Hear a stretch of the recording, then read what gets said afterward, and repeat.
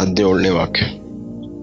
ಇದಲ್ಲದೆ ರಕ್ಷಣೆ ಎಂಬ ಶಿರಸ್ನಾನವನ್ನು ಇಟ್ಟುಕೊಂಡು ಪವಿತ್ರಾತ್ಮನು ಕೊಡುವ ದೇವರ ವಾಕ್ಯವೆಂಬ ಕತ್ತಿಯನ್ನು ಹಿಡಿಯಿರಿ. ಓಕೆ, ಎಷ್ಟು ಜನಕ್ಕೆ ಅರ್ಥ ಆಯ್ತದು? ಏನಂತೆ? ರಕ್ಷಣೆ ಎಂಬ ಸ್ಥಿರಸ್ಥಾನವನ್ನ ಇಟ್ಕೊಂಡು ಪವಿತ್ರಾತ್ಮನು ಕೊಡುವಂತ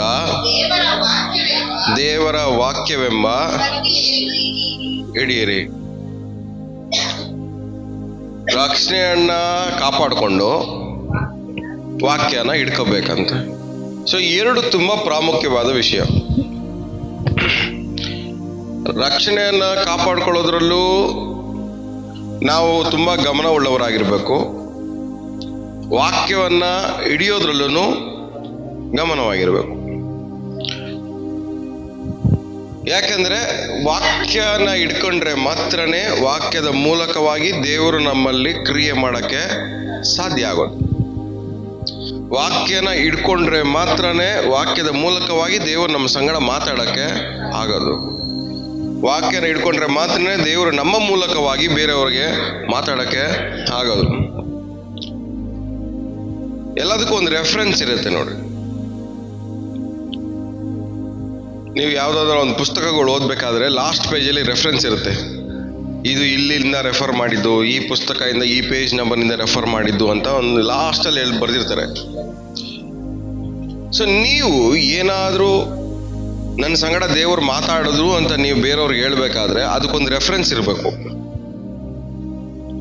ಏನಿರ್ಬೇಕು ಹೇಳೋದಕ್ಕೆ? ಅದಕ್ಕೊಂದು ರೆಫರೆನ್ಸ್ ಇರ್ಬೇಕು. ಆ ರೆಫರೆನ್ಸ್ ಯಾವ್ದಾಗಿರ್ಬೇಕು? ನೀವು ಹಿಡ್ಕೊಂಡಿರುವಂತ ದೇವರ ವಾಕ್ಯವಾಗಿರ್ಬೇಕು. ಸೊ ನೀವು ಆ ದೇವರ ವಾಕ್ಯದ ರೆಫರೆನ್ಸ್ ಇಲ್ದಿರ ನಾವು ಏನೇ ಮಾತಾಡಿದ್ರು ಅದಕ್ಕೆ ಏನು ವ್ಯಾಲ್ಯೂ ಇರಲ್ಲ, ಪ್ರಯೋಜನ ಇರಲ್ಲ. ಅದಕ್ಕೆ ಬೇಕಾಗಿರುವಂತ ಫಲಿತಾಂಶನೂ ಕಂಡು ಬರಲ್ಲ. ಸೊ ಮೊದಲನೇದು, ರಕ್ಷಣೆಯನ್ನ ನಾವೇನ್ ಮಾಡ್ಬೇಕು? ಕಾಪಾಡ್ಕೋಬೇಕು. ದೇವರ ವಾಕ್ಯನ ಹಿಡ್ಕೋಬೇಕು. ಆ ದೇವರ ವಾಕ್ಯ ಯಾರು ಕೊಡೋದಂತೆ? ಪವಿತ್ರ ಆತ್ಮನು ಕೊಡುವಂತ ದೇವರ ವಾಕ್ಯ. ಸೊ ದೇವರ ವಾಕ್ಯನ ಪ್ರಯೋಗ ಮಾಡಬೇಕಾದ್ರೆ, ದೇವ್ರ ವಾಕ್ಯನ ಹಿಡ್ಕೋಬೇಕಾದ್ರೆ, ದೇವ್ರ ವಾಕ್ಯನ ಉಪಯೋಗ ಮಾಡಬೇಕಾದ್ರೆ ನಮಗೆ ದೇವರ ಆತ್ಮನ ಸಹಾಯ ಬೇಕು. ಸೊ ದೇವರ ಆತ್ಮನ ಸಹಾಯ ಇಲ್ದಿರ ದೇವರ ವಾಕ್ಯವನ್ನ ನಾವು ಪ್ರಯೋಗ ಮಾಡಕ್ಕೆ ಆಗಲ್ಲ. ಸೊ ದೇವರ ವಾಕ್ಯವನ್ನ ಪ್ರಯೋಗ ಮಾಡ್ಬೇಕಂದ್ರೆ ದೇವರ ಆತ್ಮನ ಸಹಾಯ ನಮಗೆ ಖಂಡಿತ ಬೇಕು. ಸೊ ನಮ್ಮ ಸಂಬಂಧ, ನಮ್ಮ ಸಹವಾಸ ದೇವರ ಆತ್ಮನ ಜೊತೆಗೆ ಯಾವ ಮಟ್ಟಿಗಿದೆ? ನೀವು ದೇವರ ಆಲಯವಾಗಿದ್ದೀರಾ. ದೇವರ ಆತ್ಮನು ನಿಮ್ಮಲ್ಲಿ ವಾಸ ಮಾಡ್ತಾ ಇದ್ದಾರೆ. ನಿಮ್ಗೆ ಗೊತ್ತಿಲ್ವಾ? ಸೊ ದೇವರ ಆತ್ಮನು ನಮ್ಮಲ್ಲಿ ವಾಸ ಮಾಡ್ತಾ ಇರ್ಬೇಕಾದ್ರೆ ನಮ್ಮಲ್ಲಿ ವಾಸ ಮಾಡುವಂತ ಆ ದೇವರ ಆತ್ಮನ ಮೂಲಕವಾಗಿ ನಾವು ದೇವರ ವಾಕ್ಯವನ್ನ ಹಿಡ್ಕೋಬೇಕಾದ್ರೆ ಆ ವಾಕ್ಯ ನಮ್ಮಲ್ಲಿ ಏನ್ ಮಾಡುತ್ತೆ? ಕಾರ್ಯ ಮಾಡುತ್ತೆ. ಸೊ ಒಂದೊಂದು ಸಂದರ್ಭ ಸನ್ನಿವೇಶದಲ್ಲೂ ನಿಮ್ಮೊಳಗಿರುವಂತ ದೇವರ ಆತ್ಮನು ಏನ್ ಮಾಡ್ತಾರೆ? ನಿಮಗೆ ವಾಕ್ಯವನ್ನ ಕೊಡ್ತಾರೆ, ಹಿಡ್ಕೊಳಕ್ ಕೊಡ್ತಾರೆ. ಆ ವಾಕ್ಯವನ್ನ ಏನ್ ಮಾಡ್ತಾರೆ? ಹಿಡ್ಕೊಳಕ್ ಕೊಡ್ತಾರೆ. ಆ ಹಿಡ್ಕೊಳಕ್ ಕೊಡುವಂತ ವಾಕ್ಯವು ಏನ್ ಮಾಡುತ್ತೆ? ಇಬ್ಬಾಯಿ ಕತ್ತಿಯಂತೆ ಕೆಲಸ ಮಾಡುತ್ತೆ. ಇನ್ನೊಂದ್ ಕಡೆ ದೇವ್ರ ವಾಕ್ಯ ಹೇಳುತ್ತೆ, ದೇವ್ರ ವಾಕ್ಯವು ಇಬ್ಬಾಯಿ ಕತ್ತಿಗಿಂತಲೂ ಹದವಾದದು. ಸೊ ಅದೇನ್ ಮಾಡುತ್ತೆ? ಡಿವೈಡ್ ಮಾಡುತ್ತೆ. ಸೊ ದೇವರ ಆತ್ಮನು ಕೊಡುವಂತ ಒಂದೊಂದು ವಾಕ್ಯನು ಅದು ಏನಂತೆ? ಇಬ್ಬಾಯಿ ಕತ್ತಿ. ಸೊ ಅದೊಂದು ಕತ್ತಿ ತರ ನಿಮ್ಮನ್ನು ನೀವು ಪ್ರೊಟೆಕ್ಟ್ ಮಾಡ್ಕೊಳಕ್ಕೆ ಆಗ್ಲಿ, ರಕ್ಷಣೆ ಮಾಡ್ಕೊಳಕ್ಕಾಗ್ಲಿ, ನೀವು ಗೆಲ್ಲಕ್ಕಾಗ್ಲಿ, ಹೋರಾಡಕ್ಕಾಗ್ಲಿ ಆ ವಾಕ್ಯ ಏನ್ ಮಾಡುತ್ತೆ? ನಿಮ್ಗೆ ಸಹಾಯ ಮಾಡುತ್ತೆ, ಕಾರ್ಯ ಮಾಡುತ್ತೆ. ಆದ್ರೆ ಈ ವಾಕ್ಯದ ಮೇಲೆ ನಾವು ಆಧಾರ ಪಡಕ್ಕೆ ನಮಗೆ ಪೇಷನ್ಸು ಇಲ್ಲ, ತಾಳ್ಮೆ ಇಲ್ಲ. ಯಾವಾಗ್ಲೂ ಅರ್ಥ ಮಾಡ್ಕೊಳ್ಳಿ, ಒಂದ್ ಕಡೆ ನಿಮ್ ರಕ್ಷಣೆ ಕಾಪಾಡ್ಕೊಂತ ಇರಬೇಕು. ರಕ್ಷಣೆ ಅನ್ನೋದು ನಿಮ್ಮನ್ನು ನೀವು ಪ್ರೊಟೆಕ್ಷನ್ ಮಾಡ್ಕೊಳ್ಳೋದು. ಈ ಕಡೆ ವಾಕ್ಯನೂ ಪ್ರಯೋಗ ಮಾಡ್ಬೇಕಂದ್ರೆ ಯುದ್ಧನೂ ಮಾಡಬೇಕು. ಈ ಕಡೆ ನಮ್ಮನ್ನು ಕಾಪಾಡ್ಕೊಬೇಕು, ಈ ಕಡೆ ಯುದ್ಧನೂ ಮಾಡಬೇಕು. ಆದರೆ ಇಲ್ಲಿ ನಮ್ಮ ಪ್ರಾಬ್ಲಮ್ ಏನಂದ್ರೆ ನಮ್ಮನ್ನು ನಾವು ಕಾಪಾಡ್ಕೊಳ್ಳಲ್ಲ, ಬಟ್ ಯುದ್ಧ ಮಾತ್ರ ಮಾಡ್ತೀವಿ. ಆವಾಗಲೇ ನಿಮ್ಮ ಶೋಧನೆಗಳಲ್ಲಿ ನೀವು ಬೀಳೋದು, ಶೋಧನೆಗಳಲ್ಲಿ ಮುಳುಗೋದು, ಶೋಧನೆಗಳನ್ನ ಜಯಿಸಕ್ಕಾಗ್ದಿರಾ ನೀವು ಕಣ್ಣೀರು ಹಾಕೋದು, ಒಂಟಿಯಾಗಿರೋದು. ಇದೆಲ್ಲ ಏನಕ್ಕೆ ಅಂದ್ರೆ ನೀವು ಕಾಪಾಡ್ಕೊಳ್ದಿರಾ ನೀವೇನ್ ಮಾಡಕ್ ಹೋಗ್ತಾ ಇದ್ದೀರಾ? ಯುದ್ಧ ಮಾಡಕ್ ಹೋಗ್ತಾ ಇದ್ದೀರಾ, ಕತ್ತಿ ಹಿಡಿಯಕ್ ಹೋಗ್ತಾ ಇದ್ದೀರಾ. ನೀವು ಕಾಪಾಡ್ಕೊಳ್ದಿರಾ ಕತ್ತಿ ಹಿಡಿಯಕ್ ಹೋದ್ರೆ ನಿಮಗೆ ಏಟು ಜಾಸ್ತಿ ಬೀಳೋದು. ಮೊದಲು ಕತ್ತಿ ಹಿಡಿಯಕ್ ಮುಂಚೆ ನೀವು ಕಾಪಾಡ್ಕೊಳ್ಳೋದು ಹೆಂಗೆ ಅಂತ ಕಲೀರಿ. ನಿಮ್ಗೆ ಮಾಡೋ ಯೋಚನೆಗಳನ್ನ ನಿಮ್ಗೆ ಕಾಪಾಡ್ಕೊಳ್ಳೋಕೆ ಹೆಂಗೆ ಅಂತ ಕಲ್ತ್ಕೊಳ್ಳಿ. ಫಸ್ಟು ನಿಮ್ಮ ಮನಸ್ಸುಗಳನ್ನ ಕಾಪಾಡ್ಕೊಳ್ಳೋದು ಹೆಂಗೆ ಅಂತ ಕಲ್ತ್ಕೊಳ್ಳಿ. ಫಸ್ಟು ನಿಮ್ಮ ಹೃದಯಗಳನ್ನ ಕಾಪಾಡ್ಕೊಳ್ಳೋದು ಹೆಂಗೆ ಅಂತ ಕಲ್ತ್ಕೊಳ್ಳಿ. ನಿಮ್ಮ ಬಾಯಿಂದ ಬರುವಂತ ಮಾತುಗಳನ್ನ ಕಾಪಾಡ್ಕೊಳ್ಳೋದು ಹೆಂಗೆ ಅಂತ ಕಲ್ತ್ಕೊಳ್ಳಿ. ನಿಮ್ಮ ಕ್ರಿಯೆಗಳನ್ನ ಕಾಪಾಡ್ಕೊಳ್ಳೋದು ಹೆಂಗೆ ಅಂತ ಕಲ್ತ್ಕೊಳ್ಳಿ. ಸೊ ನಿಮ್ಮನ್ನ ನೀವು ಕಾಪಾಡ್ಕೊಳ್ಳೋದನ್ನ ಕಲಿದೆ ಹೋದ್ರೆ ನೀವು ಯುದ್ಧ ಮಾಡಿ ಗೆಲ್ಲಕ್ಕೆ ಸಾಧ್ಯ ಇಲ್ಲ. ಈಸಿನೇ. ಕಣ್ಣು ಕಾಣಿಸೋದೆಲ್ಲ ಸಮಸ್ಯೆಗಳೇ ಕಾಣಿಸೋದು ಬೇರೆಯವ್ರು ಬಂದಾಗ. ನೀವು ಬೇರೆಯವ್ರು ಯಾರನ್ನ ಪ್ರಾರ್ಥನೆ ಮಾಡಿಸ್ಕೊಳಕ್ ಬಂದಾಗ ನಿಮ್ ಕಣ್ಣಿಗೆ ಏನ್ ಕಾಣಿಸುತ್ತೆ? ಸಮಸ್ಯೆಗಳೇ ಕಾಣಿಸೋದು. ಅವ್ರ ಕಣ್ಣೀರ್ ಕಾಣಿಸುತ್ತೆ, ಹಿಂಸೆ ಕಾಣಿಸುತ್ತೆ, ಎಲ್ಲ ಕಾಣಿಸುತ್ತೆ. ಆದ್ರೆ ನಿಮ್ಮನ್ನ ನೀವು ಕಾಪಾಡ್ಕೊಳಕ್ಕೆ ಬರದೆ ಹೋದ್ರೆ ಅವ್ರನ್ನ ಹೆಂಗ್ ಕಾಪಾಡ್ತೀರಾ?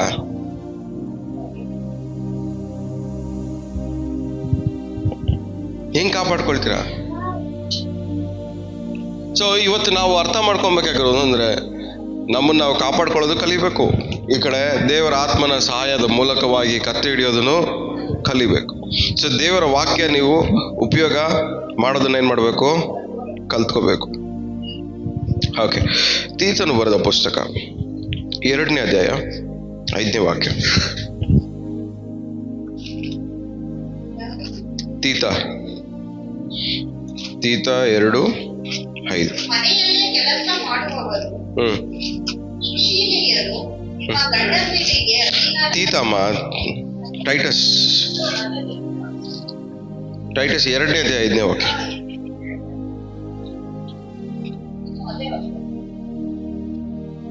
ಟೈಟಸ್ ಅದೇನಾ?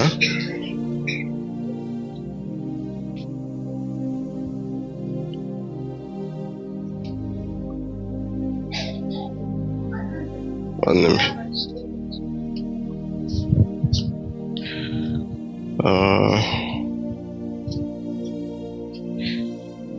ಓಕೆ, 12ನೇ ವಾಕ್ಯ.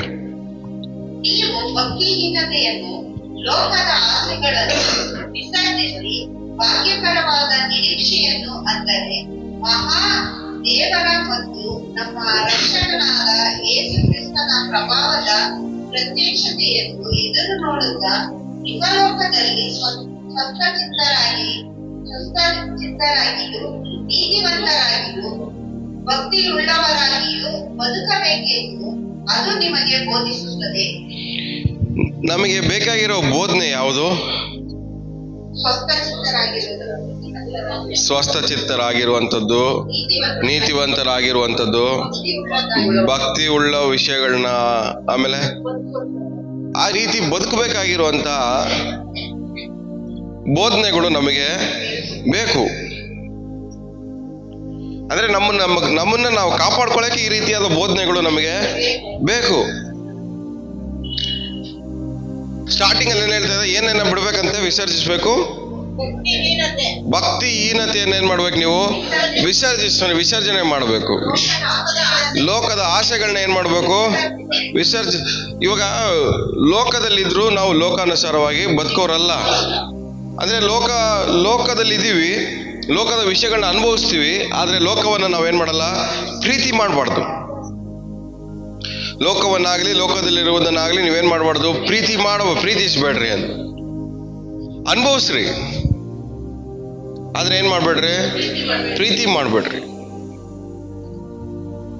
ಅನುಭವಿಸೋದು ಬೇರೆ, ಪ್ರೀತಿಸೋದು ಬೇರೆ. ಅನುಭವಿಸೋದು ಬೇರೆ, ಪ್ರೀತಿ ಮಾಡೋದು ಬೇರೆ.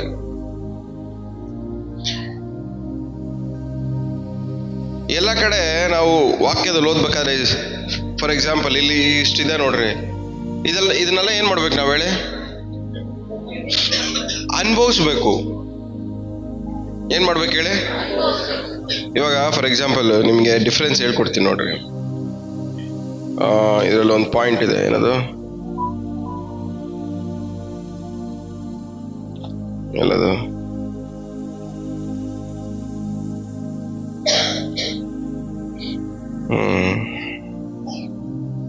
ನನ್ನ ಮನೆಯಲ್ಲಿ ಇರುವವು ಅಂತ. ಇದನ್ನೇನ್ ಮಾಡ್ಬೇಕು ನಾವು? ಅನುಭವಿಸ್ಬೇಕು. ಆದ್ರೆ ಅದನ್ನ ಪ್ರೀತಿ ಮಾಡಬಾರ್ದು.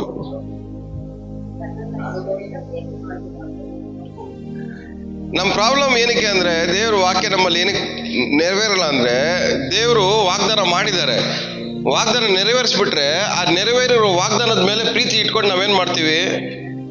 ದೇವರಿಂದ ದೂರ ಹೋಗ್ಬಿಡ್ತೀವಿ. ದೇವರು ವಾಗ್ದಾನ ಮಾಡಿದ್ದಾರೆ, ನಿಮ್ಮನ್ನು ಅಭಿವೃದ್ಧಿ ಮಾಡ್ತೀನಿ ಅಂತ, ಆಶೀರ್ವಾದ ಮಾಡ್ತೀನಿ, ಐಶ್ವರ್ಯ ಕೊಡ್ತೀನಿ ಅಂತ ದೇವ್ರು ವಾಗ್ದಾನ ಮಾಡಿದ್ದಾರೆ ಅನ್ಕೊಳ್ಳಿ. ವಾಗ್ದಾನ ಮಾಡಿರೋದನ್ನ ದೇವ್ರು ನೆರವೇರಿಸ್ಬಿಟ್ರೆ ನಿಮ್ಮಲ್ಲಿ ಏನಿರುತ್ತೆ? ಅವಾಗ ಐಶ್ವರ್ಯ ಇರುತ್ತೆ, ಎಲ್ಲಾನು ಇರುತ್ತೆ. ನೀವೇನ್ ಮಾಡ್ತೀರಾ? ದೇವ್ರು ಕೊಟ್ಟಿರೋ, ದೇವ್ರು ನೆರವೇರಿಸಿರುವಂತ ಆ ವಾಗ್ದಾನವನ್ನ ಇಟ್ಕೊಂಡು ನೀವೇನ್ ಮಾಡ್ತೀರಾ? ಅದನ್ನ ಪ್ರೀತಿ ಮಾಡಕ್ ಸ್ಟಾರ್ಟ್ ಮಾಡ್ತೀರಾ. ಅದಕ್ಕೆ ದೇವರಿಗೆ ಸ್ವಲ್ಪ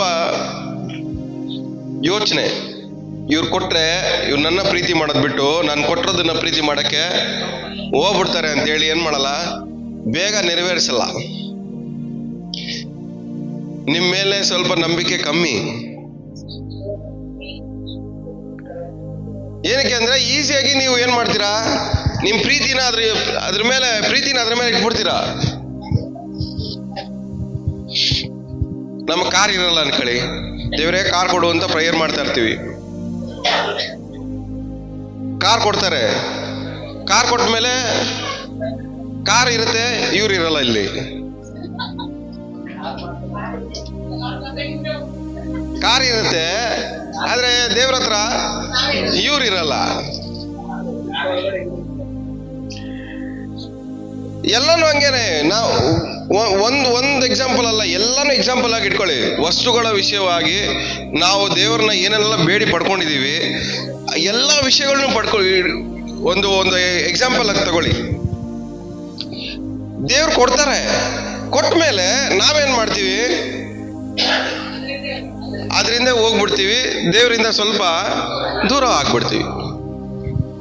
ನಮ್ಮ ಟೈಮ್ ದೇವರಿಗೆ ಕಮ್ಮಿ ಆಗುತ್ತೆ, ನಮ್ಮ ಎನರ್ಜಿ ದೇವ್ರಿಗೆ ಕಮ್ಮಿ ಆಗುತ್ತೆ, ನಾವು ಮಾಡೋ ಆಲೋಚನೆಗಳು ದೇವರಿಂದ ದೂರ ಆಗುತ್ತೆ. ಆಮೇಲೆ ನಾವು ಹಾಕೋ ಎಫರ್ಟು ಏನಾಗತ್ತೆ? ದೇವರಿಂದ ದೂರ ಆಗುತ್ತೆ, ಎಲ್ಲ ಕಮ್ಮಿ ಆಗ್ತಾ ಹೋಗುತ್ತೆ. ಎಲ್ಲ ಏನಕ್ಕೆ ಹೇಳಿ? ವಾಗ್ದಾನ ನೆರವೇರಿದಾಗ ನೆರವೇರಿರುವ ವಿಷಯಗಳ ಮೇಲೆ ನಿಮ್ಮ ಮನಸ್ಸು ಜಾಸ್ತಿ ಇರೋದಕ್ಕೋಸ್ಕರವಾಗಿ ದೇವರಿಂದ ದೂರ. ಇದೆಲ್ಲ ಏನಕ್ಕೆ ಹೇಳ್ತಾ ಇದ್ದಾರೆ? ಲೋಕದ ಆಸೆ. ಇದನ್ನ ವಿಸರ್ಜಿಸ್ಬೇಕು. ದೇವ್ರು ಕೊಡೋದೆಲ್ಲ ನಿಮ್ಗೆ ಅನುಭವಿಸಕ್ ಕೊಡೋದನ್ನ ನೀವು ಪ್ರೀತಿ ಮಾಡಕ್ ಹೋಗ್ಬೇಡ್ರಿ. ಏನ್ ಹೇಳಿ? ಪ್ರೀತಿ ಮಾಡಕು. ಅಬ್ರಾಮ್ಗೆ 99 ವರ್ಷ ಮಗು ಇರ್ಲಿಲ್ಲ. ಎಷ್ಟು ವರ್ಷ? 99 ವರ್ಷ. 100 ವರ್ಷದಲ್ಲಿ ದೇವ್ರು ಏನ್ ಮಾಡಿದ್ರು? ಮಗು ಕೊಟ್ರು. ಕೊಟ್ಟ ಮೇಲೆ ಅವನ್ ಮನ್ಸು ಹೆಂಗಿರಲ್ಲ? 100 ವರ್ಷ ಆದ್ಮೇಲೆ ಮಗು ನೋಡ್ತಾ ಇದ್ದಾನೆ, ಅವನ್ ಮನ್ಸು ಹೆಂಗಿರಲ್ಲ ಹೇಳಿ? ಅವನ್ ಮನ್ಸು, ಆಲೋಚನೆ ಎಲ್ಲಾನು ಏನಿದೆ? ಮಗು ಇಷ್ಟು ವರ್ಷ ಆದ್ಮೇಲೆ. ಇವಾಗ ಅಬ್ರಾಹ್ಮ್ಗೆ ದೇವ್ರ ಮೇಲೆ ಇರುವಂತ ಪ್ರೀತಿಗಿಂತ ಜಾಸ್ತಿಯಾಗಿ ಮಗು ಮೇಲೆ ಹೋಯ್ತು. ಇವಾಗ ಅದನ್ನ ಬ್ರೇಕ್ ಮಾಡಕ್ಕೋಸ್ಕರವಾಗಿ ದೇವ್ರ ಏನ್ ಮಾಡ್ತಾ ಇದಾರೆ? ಅವನಿಗೆ ಅದನ್ನ ಜ್ಞಾಪಕ ಪಡಿಸಕ್ಕೋಸ್ಕರ, ಅವನಿಗೆ ಅದು ರಿಯಲೈಸ್ ಮಾಡಕ್ಕೋಸ್ಕರ, ಅವನಿಗೆ ಅದು ಪರಿವರ್ತನೆ ಆಗೋದಕ್ಕೋಸ್ಕರವಾಗಿ ದೇವ್ರ ಏನ್ ಹೇಳ್ತಾ ಇದಾರೆ? ನೀನ್ ಮಗುನ ನನಗೆ ಬಲಿ ಕೊಡು. ಇವಾಗ ಯಾರಿಗೂ ಹೇಳ್ದಿರ ಏನ್ ಮಾಡ್ತಾನೆ? ಮಗುನ ತಗೊಂಡೋಗಿ ಬಲಿ ಕೊಡು. ಲಾಸ್ಟ್ ಅಲ್ಲಿ ಇನ್ನೇನ್ ಬಲಿ ಕೊಡೋ ಟೈಮಲ್ಲಿ ದೇವ್ರು ಹೇಳ್ತಾರೆ, ನಿಲ್ಸು, ನಿನಗೆ ಇವಾಗ ಪ್ರೂವ್ ಮಾಡಿದ್ಯಾ ನೀನು ನಿನ್ ಮಗುಗಿಂತ ನನ್ನೇ ಜಾಸ್ತಿ ಪ್ರೀತಿ ಮಾಡ್ತಾ ಇದೀಯ ಅಂತ. ಅಂದ್ರೆ ಒಂದೊಂದು ವಿಷಯದಲ್ಲಿ ನಾವು ಒಂದು ಆಶೀರ್ವಾದಗಳನ್ನ ಉಳಿಸ್ಕೊಬೇಕಂದ್ರೆ ನಾವು ಪ್ರೂವ್ ಮಾಡಬೇಕು, ಇದಕ್ಕಿಂತ ಜಾಸ್ತಿಯಾಗಿ ನಾನು ದೇವ್ರನ್ನ ಪ್ರೀತಿ ಮಾಡ್ತಾ ಇದ್ದೀನಿ ಅಂತ. ದೇವ್ರು ಕೊಡೋ ಆಶೀರ್ವಾದಕ್ಕಿಂತ ದೇವ್ರನ್ನ ನಾನು ಪ್ರೀತಿ ಮಾಡ್ತಾ ಇದ್ದೀನಿ ಅಂತ ದೇವ್ರು ನಾವೇನ್ ಮಾಡ್ಬೇಕು? ಪ್ರೂವ್ ಮಾಡಬೇಕು. ಇಲ್ಲ ಅಂದ್ರೆ ಕೊಟ್ಟಿರೋದನ್ನ ದೇವ್ರು ಏನ್ ಮಾಡ್ತಾರೆ, ಮತ್ತೆ ನನಗೆ ವಾಪಸ್ ಬಲಿಯಾಗಿ ಕೊಡು ಅಂತ ಕೇಳ್ತಾರೆ. ವಾಪಸ್ ಕೊಡು ಅಂತ ಕೇಳ್ತಾರೆ. ಕೊಟ್ಟಿರೋದ್ರಲ್ಲೇ ಬುದ್ಧಿ ಕಲಿಸ್ತಾರೆ ದೇವ್ರು ನಿಮ್ಮನ್ನ. ನೀವು ಪಡ್ಕೊಂಡಿರೋ ಆಶೀರ್ವಾದದಿಂದ ದೇವರಿಗೆ ದೂರವಾಗ್ತಾ ಇದ್ದೀರಾ ಅಂದ್ರೆ, ನೀವು ಪಡ್ಕೊಂಡಿರೋ ಆಶೀರ್ವಾದನ ಉಪಯೋಗ ಮಾಡ್ಕೊಂಡೆ ದೇವ್ರು ಏನ್ ಮಾಡ್ತಾರೆ, ನಿಮ್ಗೆ ಬುದ್ಧಿ ಕಲಿಸ್ತಾರೆ. ಇವತ್ತು ನಮ್ಮ ಪ್ರಾಬ್ಲಮ್ ಏನು? ಆಶೀರ್ವಾದ ಪಡ್ಕೊಳ್ಳೋದು ಈಸಿ, ಆ ಪಡ್ಕೊಂಡಿರೋ ಆಶೀರ್ವಾದದ ಅನುಸಾರವಾಗಿ ನಾವು ಸ್ಟ್ಯಾಂಡರ್ಡ್ ಮೇಂಟೈನ್ ಮಾಡೋದು ಕಷ್ಟ. ಸ್ಟ್ಯಾಂಡರ್ಡ್ ಮೇಂಟೈನ್ ಮಾಡೋದು ಕಷ್ಟ. ಸೊ ಇವತ್ತು ಅಬ್ರಾಮ್ ತರ ನಾವೇನ್ ಮಾಡ್ಬೇಕು? ಪ್ರೂವ್ ಮಾಡ್ಬೇಕು ದೇವ್ರಿಗೆ. ದೇವ್ರೆ, ನೀನ್ ಆಶೀರ್ವಾದ ಕೊಟ್ಟಿದ್ಯಾ, ಕೊಟ್ಟ ಮೇಲೂ ಈ ಕೊಟ್ಟಿರೋದಕ್ಕೆ ನಾನು ಏನ್ ಮಾಡ್ತೀನಿ? ಯೋಗ್ಯನಾಗಿ ಇವತ್ತಿಂದ ನಡ್ಕಂತೀನಿ. ಯಾವ್ಯಾವ ವಿಷಯದಲ್ಲಿ ಈ ತರ ದೇವ್ರ ಮೇಲೆ ಇಡ್ಬೇಕಾಗಿರೋ ಪ್ರೀತಿನ ನೀವು ಮನುಷ್ಯರ ಮೇಲೆ ಇಟ್ಟು, ಇಲ್ಲ ವಸ್ತುಗಳ ಮೇಲೆ ಇಟ್ಟು ದೇವರಿಂದ ನೀವು ದೂರ ಆಗಿದ್ದೀರಾ ಈ ವರ್ಷದಲ್ಲಿ? ಈ ವರ್ಷದ ಕೊನೆ ದಿನಗಳಲ್ಲಿ ಬಂದಿದ್ದೀವಿ. ಇವಾಗ ನಾವು ರಿಯಲೈಸ್ ಆಗ್ಬೇಕಾಗಿರೋದು ಏನಂದ್ರೆ, ಈ ವರ್ಷದಲ್ಲಿ ತುಂಬಾ ಜನಕ್ಕೆ ದೇವ್ರು ಏನ್ ಮಾಡಿದ್ದಾರೆ? ಆಶೀರ್ವಾದ ಮಾಡಿದ್ದಾರೆ. ತುಂಬಾ ಜನಕ್ಕೆ ದೇವ್ರು ಬಿಡುಗಡೆ ಕೊಟ್ಟಿದ್ದಾರೆ. ತುಂಬಾ ಜನನ ಮೇಲೆ ಕೆತ್ತಿದ್ದಾರೆ. ತುಂಬಾ ಜನಕ್ಕೆ ಗೌರವ ಬರಂಗ್ ಮಾಡಿದ್ದಾರೆ, ಮರ್ಯಾದೆ ಬರಂಗ್ ಮಾಡಿದ್ದಾರೆ, ಲೆವೆಲ್ ನ ಚೇಂಜ್ ಮಾಡಿದ್ದಾರೆ, ಆಪರ್ಚುನಿಟೀಸ್ಗಳನ್ನ ದೇವ್ರು ಕೊಟ್ಟಿದ್ದಾರೆ. ಇದೆಲ್ಲ ಕೊಟ್ಟ ಮೇಲೆ ಈ ವರ್ಷದಲ್ಲಿ ನಾವು ಮನ್ಸು ಅದ್ರ ಮೇಲೆ ಇಟ್ಕೊಂಡಿದೀವ, ಇಲ್ಲ ದೇವ್ರ ಮೇಲೆ ಇಟ್ಟಿದೀವ? ಈ ವರ್ಷ ಮುಗಿಯೋಷ್ಟಲ್ಲಿ ನಾವು ಪ್ರೂವ್ ಮಾಡ್ಬೇಕು ದೇವ್ರಿಗೆ. ಒಂದು ವೇಳೆ ನಾವು ಫೇಲ್ ಆಗಿದ್ರೆ ಮತ್ತೆ ದೇವರಿಗೆ ನಾವೇನ್ ಮಾಡ್ಬೇಕು? ಒಪ್ಪಿಸ್ಕೊಟ್ಟು ಪಾಸ್ ಆಗಕ್ಕೆ ಮತ್ತೆ ಪ್ರಯತ್ನ ಪಡಬೇಕು. ಯಾಕಂದ್ರೆ ಪ್ರೂವ್ ಆಗೋವರೆಗೂ ಅಬ್ರಾಮ್ ಬೆಟ್ಟದಿಂದ ಇಳಿದು ಬರಕ್ಕೆ ಆಗಲ್ಲ. ಒಂದು ಬಲಿ ಕೊಟ್ಟು ಬರಬೇಕು, ಇಲ್ಲ ಪ್ರೂವ್ ಮಾಡಿ ಬರಬೇಕು. ಇವತ್ತು ನಾವು ಪ್ರೂವ್ ಮಾಡೋಣ. ದೇವ್ರೇ, ನೀವು ಆಶೀರ್ವಾದ ಕೊಟ್ರು ನನ್ನ ಮನಸ್ಸು ನಿನ್ ಮೇಲೆ ಮಾತ್ರನೇ. ನೀನ್ ನನ್ಗೆ ಆಶೀರ್ವಾದ ಮಾಡಿದ್ರು ನನ್ನ ಮನಸ್ಸು ನಿನ್ ಮೇಲೆ. ಆಡಾಡ್ತೀವಿ ನೋಡಿ, ಪೂರ್ಣ ಮನಸ್ಸಿಂದ ನಿನ್ನನ್ನು ಆರಾಧಿಸ್ತೇನೆ, ಪೂರ್ಣ ಹೃದಯದಿಂದ ನಿನ್ನನ್ನು ಆರಾಧಿಸ್ತೇನೆ, ಪೂರ್ಣ ಶಕ್ತಿಯಿಂದ ನಿನ್ನನ್ನು ಆರಾಧಿಸ್ತೇನೆ ಅಂತ. ಸೊ ನಾವೇನ್ ಮಾಡ್ಬೇಕು? ಪ್ರೂವ್ ಮಾಡ್ಬೇಕು. ಈ ವರ್ಷ ಇದ್ದಂಗೆ ಬರೋ ವರ್ಷ ಇರಬಾರ್ದು ಅಂದ್ರೆ ನೀವು ಪ್ರೂವ್ ಮಾಡ್ಬೇಕು. ನೀವು ಆಶೀರ್ವಾದನ ಪ್ರೀತಿ ಜಾಸ್ತಿ ಮಾಡಿದ್ರೆ ನಿಮ್ ಬರೋ ಆಶೀರ್ವಾದಗಳು ಏನಾಗುತ್ತೆ? ನಿಂತೋಗುತ್ತೆ. ಬರೋ ಆಶೀರ್ವಾದಗಳೇನಾಗತ್ತೆ? ನಿಂತೋಗುತ್ತೆ. ಏನಕ್ಕೆ ಒಂದು ವಿಶ್ವಾಸಿ ಜೀವನದಲ್ಲಿ ಆಶೀರ್ವಾದದ ಮೇಲೆ ಆಶೀರ್ವಾದ ಬರಲ್ಲ ಅಂದ್ರೆ, ಅವ್ರು ಒಂದೇ ಆಶೀರ್ವಾದಗಳು ಇಟ್ಕೊಂಡು ಅದನ್ನೇ ಆಲೋಚನೆ ಮಾಡ್ಕೊಂಡು, ಅದನ್ನೇ ಪ್ರೀತಿ ಮಾಡ್ಕೊಂಡು, ಅದನ್ನೇ ಧ್ಯಾನ ಮಾಡ್ಕೊಂಡು, ಅದೇ ಅವ್ರ ಲೋಕ ಅನ್ಕೊಂಡು ಏನ್ ಮಾಡ್ತಾರೆ? ಅವರು ಜೀವಿಸ್ತಾನೆ ಇರ್ತಾರೆ. ಅದಕ್ಕೆ ನೆಕ್ಸ್ಟ್ ಆಶೀರ್ವಾದ ಬರಲ್ಲ ಅವ್ರಿಗೆ. ಯಾಕಂದ್ರೆ ಅವ್ರಿಗೆ ಅದನ್ನ ಬಿಟ್ಕೊಡಕ್ಕೆ ಇಷ್ಟ ಇಲ್ಲ. ಅದನ್ನ ಬಿಟ್ಕೊಡಕ್ಕೆ ಅವ್ರಿಗೆ ಇಷ್ಟ ಇಲ್ಲ. ಇವತ್ತು ನೀವು ಪ್ರೀತಿ ಮಾಡೋ ವಿಷಯಗಳು ದೇವರಾಗಿರ್ಬೇಕು, ದೇವರ ವಾಕ್ಯವಾಗಿರ್ಬೇಕು. ಹಲ್ಲೆಲೂಯಾ.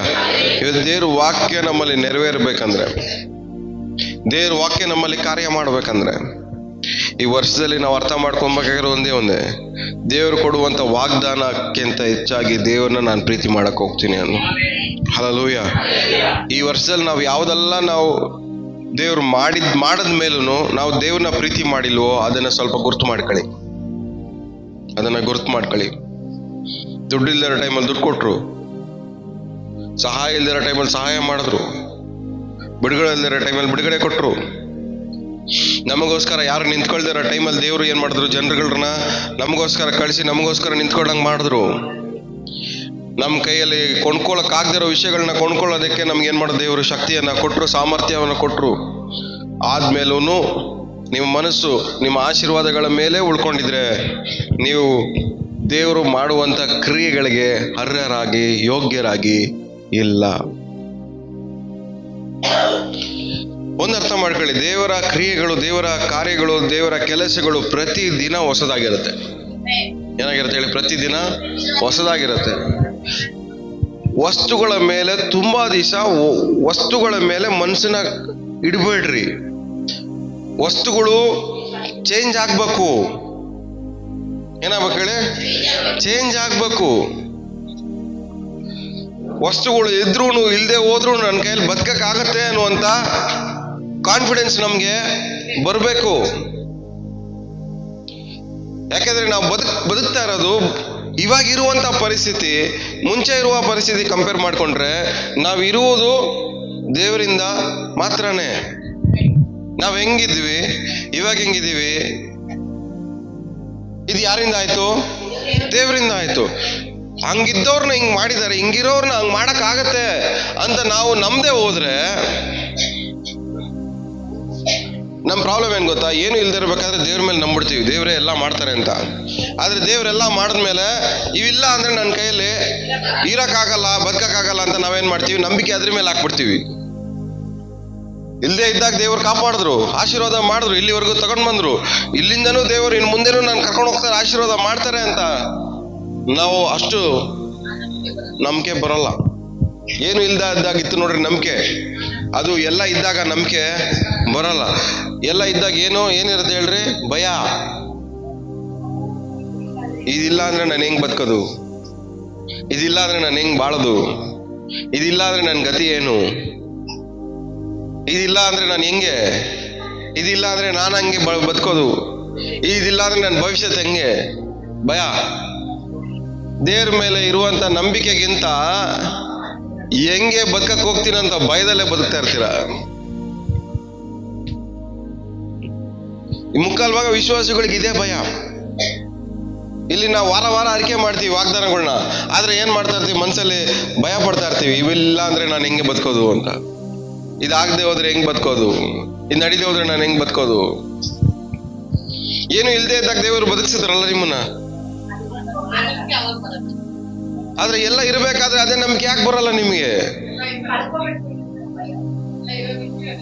ಏನು ಇಲ್ಲದೆ ಇದ್ದಾಗ ಪಡ್ಕೊಂತೀನಿ ಅಂತ ಧೈರ್ಯ, ಎಲ್ಲ ಇದ್ದಾಗ ಕಳ್ಕೊಂತೀನಿ ಅಂತ ಭಯ. ಇವಾಗ ನಮಗ್ ಬೇಕಾಗಿರೋದು ನಂಬಿಕೆಯ ಧೈರ್ಯ. ಈ ನಂಬಿಕೆಯ ಧೈರ್ಯ ಯಾವಾಗ ಬರುತ್ತೆ? ವಸ್ತುಗಳನ್ನ ದೇವ್ರು ಕೊಟ್ಟಿರೋ ವಾಗ್ದಾನಗಳ ಆಶೀರ್ವಾದಗಳು ಯಾವ್ದಾದೆಲ್ಲ ನೆರವೇರಿಸಿದ್ರು ಅದ್ರ ಮೇಲೆ ಪ್ರೀತಿ ಇಡೋದನ್ನ ಬಿಟ್ಟು ದೇವ್ರ ಮೇಲೆ ಪ್ರೀತಿ ಇಟ್ಟಾಗ ಮಾತ್ರನೇ ನಿಮಗೆ ಧೈರ್ಯ ಬರೋದು. ಎಲ್ಲರಿಗೂ ಧೈರ್ಯ ಬೇಕು, ಆದ್ರೆ ದೇವ್ರ ಮೇಲೆ ಪ್ರೀತಿ ಇಟ್ಟಾಗ ಮಾತ್ರನೇ ಧೈರ್ಯ ಬರೋದು. ದೇವ್ರು ನಮ್ಮ ಸಂಗಡ ಇರ್ಬೇಕಾದ್ರೆ ನಮ್ಮನ್ನ ಎದುರಿಸುವವರು ಯಾರು ಅಂದ್ರೆ ಈ ಧೈರ್ಯ ಯಾವಾಗ ಬರುತ್ತೆ ಹೇಳಿ? ದೇವರನ್ನ ಪ್ರೀತಿ ಮಾಡಿ ದೇವರ ಸಂಗಡ ನಾವು ಇದ್ದಾಗ ಮಾತ್ರ ನಮ್ಗೆ ಧೈರ್ಯ ಬರೋದು. ಏನು ಇಲ್ಲದೆ ಹೋದ್ರು ನನ್ನ ಕೈಯಲ್ಲಿ ಬದುಕಕ್ಕಾಗತ್ತೆ ಅಂತ, ಏನು ಇಲ್ಲದೆ ಹೋದ್ರು ನನ್ನ ಕೈಯಲ್ಲಿ ಬಾಳಕ್ಕಾಗತ್ತೆ. ಇಲ್ಲಿವರೆಗೂ ನಮ್ಮನ್ನ ನಡೆಸಿದ್ದಾರೆ, ಇನ್ನು ಮುಂದೆ ನಮ್ಮನ್ನ ನಡೆಸ್ತಾರೆ, ಇನ್ನು ಮುಂದೆ ನಮ್ಮನ್ನ ಆಶೀರ್ವಾದ ಮಾಡ್ತಾರೆ, ಇನ್ನು ಮುಂದೆ ನಮ್ಮನ್ನ ಕಾಪಾಡ್ತಾರೆ, ಇನ್ನು ಮುಂದೆ ನಾನು ಇನ್ನೂ ಮೇಲೆ ತಗೊಂಡು ಹೋಗ್ತಾರೆ, ಇನ್ನು ಮುಂದೆ ನನ್ನ ಆಶೀರ್ವಾದ ಮಾಡ್ತಾರೆ, ಇನ್ನು ಮುಂದೆ ನನಗೆ ಇನ್ನೂ ಒಳ್ಳೆ ಆರೋಗ್ಯ ಕೊಡ್ತಾರೆ, ಸಮಾಧಾನ ಕೊಡ್ತಾರೆ, ನೆಮ್ಮದಿ ಕೊಡ್ತಾರೆ ಅನ್ನುವಂಥ ಧೈರ್ಯ ಯಾವಾಗ ಬರುತ್ತೆ ನಮಗೆ? ದೇವರ ಮೇಲೆ ಪ್ರೀತಿ ಜಾಸ್ತಿ ಆದಾಗ ಮಾತ್ರನೇ. ಲೋಕದ ಮೇಲೆ ಪ್ರೀತಿ ಜಾಸ್ತಿ ಆದ್ರೆ ಭಯ ಬರುತ್ತೆ, ದೇವ್ರ ಮೇಲೆ ಪ್ರೀತಿ ಜಾಸ್ತಿ ಹೋದ್ರೆ ಧೈರ್ಯ ಬರುತ್ತೆ. ಲೋಕದ ಮೇಲೆ ಪ್ರೀತಿ ಜಾಸ್ತಿ ಹೋದ್ರೆ ಇದನ್ನ ಕಳ್ಕೊಂತೀವಿ ಅಂತ ಭಯ ಉಂಟಾಗತ್ತೆ. ದೇವ್ರ ಮೇಲೆ ಪ್ರೀತಿ ಜಾಸ್ತಿ ಆದ್ರೆ ಇದನ್ನೆಲ್ಲ ದೇವ್ರು ಕಾಪಾಡ್ತಾರೆ ಅಂತ ಒಂದು ಧೈರ್ಯ ಬರುತ್ತೆ. ಇವತ್ತು ನಿಮಗೆ ಬೇಕಾಗಿರೋದು ಧೈರ್ಯ. ಧೈರ್ಯ ಬೇಕಂದ್ರೆ ನೀವು ಏನ ಪ್ರೀತಿ ಮಾಡ್ತಾ ಇದ್ದೀರಾ ಅದನ್ನ ಬಿಟ್ಕೊಡ್ರಿ, ದೇವ್ರಿಗೋಸ್ಕರ ಬಿಟ್ಕೊಡ್ರಿ. ಇವತ್ತು ದೇವ್ರ ಹತ್ರ ಬರಕ್ಕೆ ನಿಮ್ಮನ್ನ ಏನ್ ತಡೆ ಮಾಡ್ತಾ ಇದೆ ಅದನ್ನ ಬಿಟ್ಕೊಡ್ರಿ. ಅಬ್ರಾಮ್ಗೆ ಅವ್ರ ಮಗು ಏನ್ ಮಾಡ್ತು? ಅಡ್ಡವಾಗಿತ್ತು, ತಡೆಯಾಗಿತ್ತು.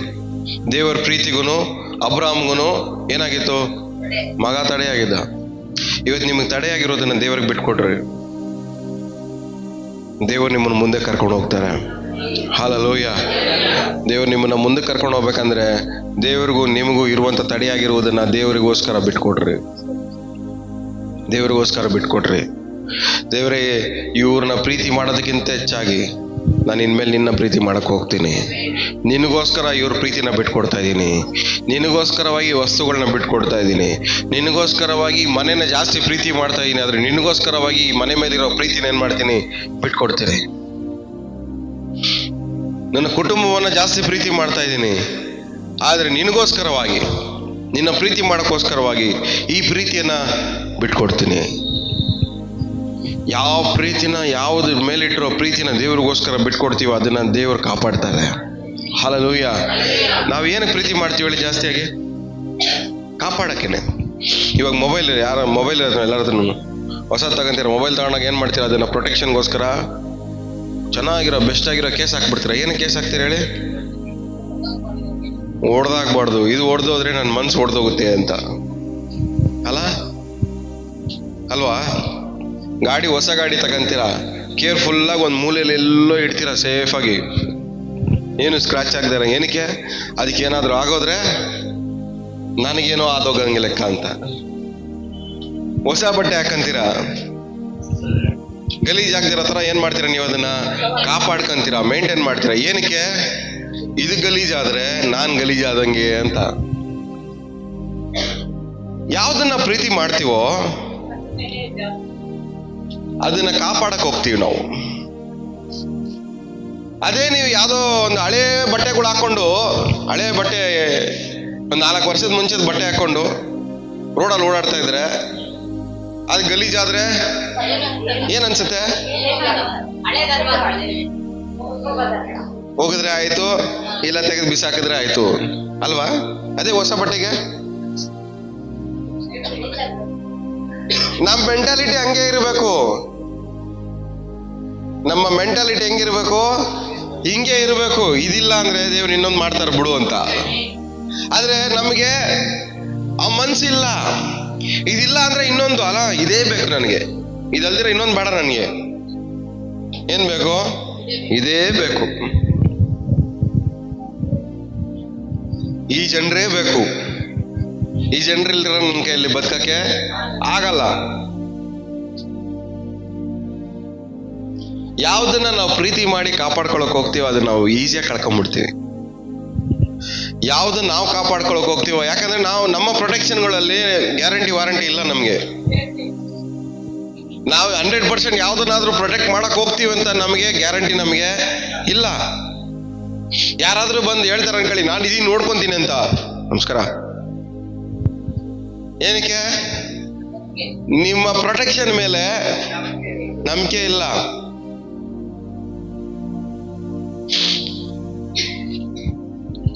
ಯಾರಾದ್ರೂ ಬಂದು ನಾನು ಇದೀನಿ ನಿಮ್ಗೋಸ್ಕರ ನಿಂತಿದ್ದೀನಿ, ನಿಮ್ಗೋಸ್ಕರ ನಾನು ಧೈರ್ಯವಾಗಿದ್ದೀನಿ ಯಾರನ್ನ ಹೇಳ್ತಾರ ಅನ್ಕೊಳ್ಳಿ, ಅದು ಆ ಟೈಮಿಗೆ ಮಾತ್ರನೇ, ಅದು ಗ್ಯಾರಂಟಿ ಇಲ್ಲ.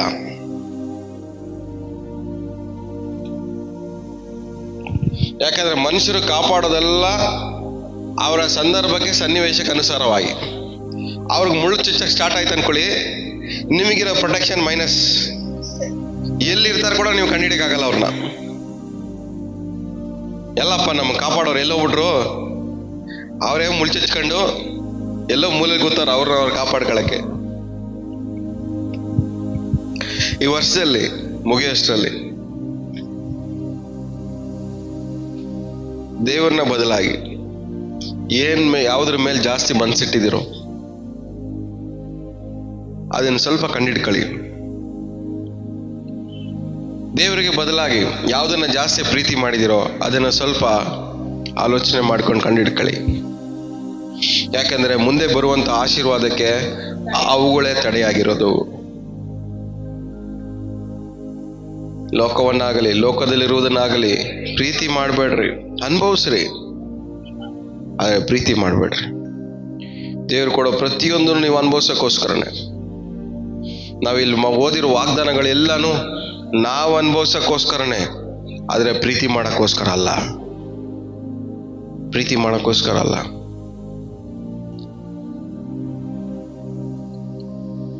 ಅದಕ್ಕೆ ವಾಕ್ಯ ಓದ್ತೀವಿ ನೋಡ್ರಿ, ತಾಯಿ ತನ್ನ ಮಗುವನ್ನು ಮರೆತರೋ ನಾನು. ಅದೇ ಪ್ರೀತಿ. ದೇವರು ನಮ್ಮನ್ನ ಮರೀದೇ ಇರೋದೇ ದೇವರ ಪ್ರೀತಿ. ಆದ್ರೆ ನಮ್ಮ ಪ್ರೀತಿ ಏನು? ಮರ್ತೋಗೋದು. ಯಾರಾದ್ರೂ ಏನಾದ್ರು ಮಾಡಿದ್ರೆ ಮಾತ್ರನೇ ಆ ಪ್ರೀತಿ ಜ್ಞಾಪಕ ಇರುತ್ತೆ, ಏನಾದ್ರೂ ಕೊಟ್ರೆ ಮಾತ್ರನೇ ಆ ಪ್ರೀತಿ ಜ್ಞಾಪಕ ಇರುತ್ತೆ. ಆದ್ರೆ ಯಾರಾದ್ರೂ ಕೊಟ್ಟಿಲ್ಲ, ಮಾಡಿಲ್ಲ ಅಂದ್ರೆ ನಮ್ಗೆ ಆ ಪ್ರೀತಿ ನೆನಪೇ ಇರಲ್ಲ. ಯಾಕೆಂದ್ರೆ ನಮ್ಮ ಪ್ರೀತಿ ಎಲ್ಲ ವಸ್ತುಗಳ ಮೇಲೆ ಆಧಾರ ಪಟ್ಟಿರೋದು, ದೇವರ ಮೇಲೆ ಆಧಾರ ಪಟ್ಟಿಲ್ಲ. ಇನ್ನೊಂದು ವಾಕ್ಯ ಓದ್ಕೊಳ್ಳೋಣ.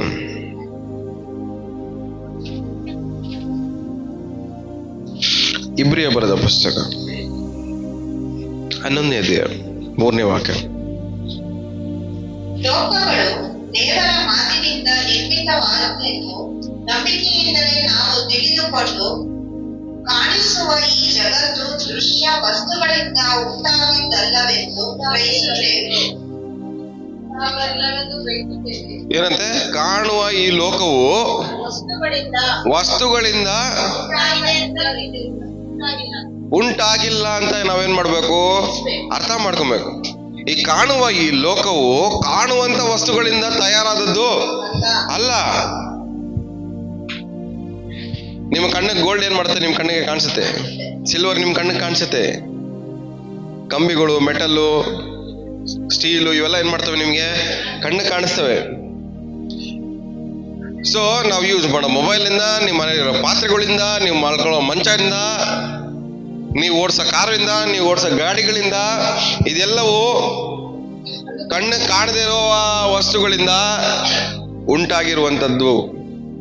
ಕಣ್ಣಿಗೆ ಕಾಣುವಂತ ವಸ್ತುಗಳಿಂದ ಉಂಟಾದದ್ದು ಅಲ್ಲ. ಇವೆಲ್ಲ ನಮ್ಮ ಕಣ್ಣಿಗೆ ಇವಾಗ ಕಾಣಿಸ್ತಾ ಇದೆ, ಆದ್ರೆ ದೇವರ ಕಣ್ಣಿಗೆ ಈ ತರ ಇರ್ಬೇಕು, ಗೋಲ್ಡ್ ಇರ್ಬೇಕು, ಈ ತರ ಸಿಲ್ವರ್ ಇರ್ಬೇಕು, ಈ ತರ ಡೈಮಂಡ್ ಇರ್ಬೇಕು. ಕಣ್ಣಿಗೆ ಕಾಣುವಂತ ವಸ್ತುಗಳಿಂದ ದೇವರು ಇವೆಲ್ಲರನ್ನು ಏನ್ ಮಾಡಿಲ್ಲ? ಸೃಷ್ಟಿ ಮಾಡಿಲ್ಲ.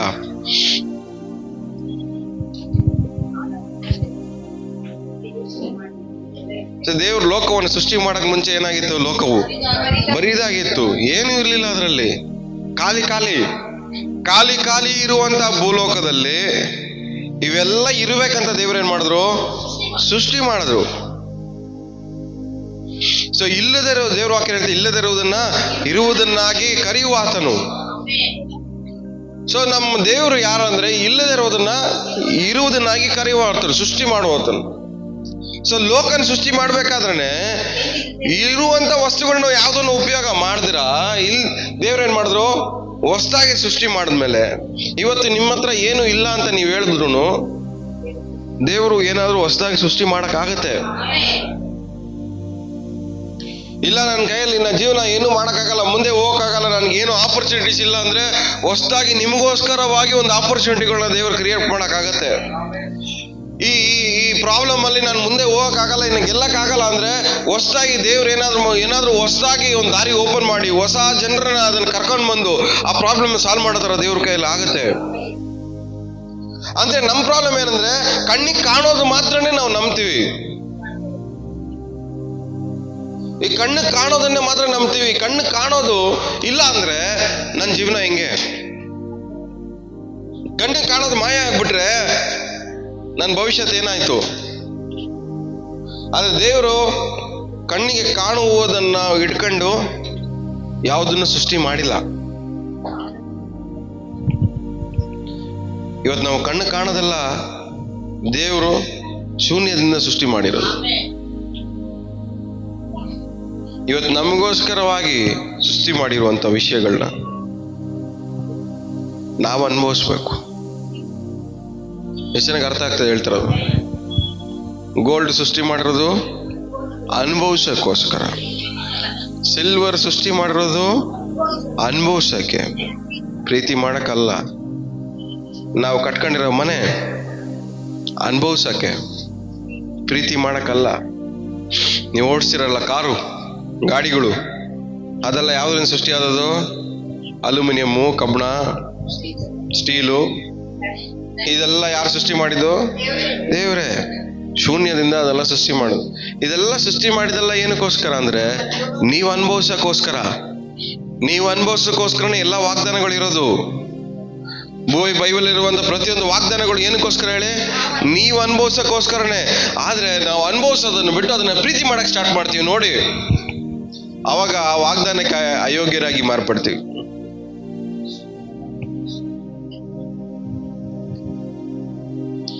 ನಮ್ಮ ಹತ್ರ ಇಲ್ಲದೆ ಇದ್ದಾಗ ದೇವ್ರನ್ನ ಜಾಸ್ತಿ ಪ್ರೀತಿ ಮಾಡ್ತೀವಿ. ಇಲ್ಲದೆ ಇದ್ದದನ್ನ ದೇವ್ರು ಕೊಟ್ಟಾಗ ದೇವ್ರ ಮೇಲಿರೋ ಪ್ರೀತಿನ ನಾವೇನ್ ಮಾಡ್ತೀವಿ? ಕಮ್ಮಿ ಮಾಡ್ತೀವಿ.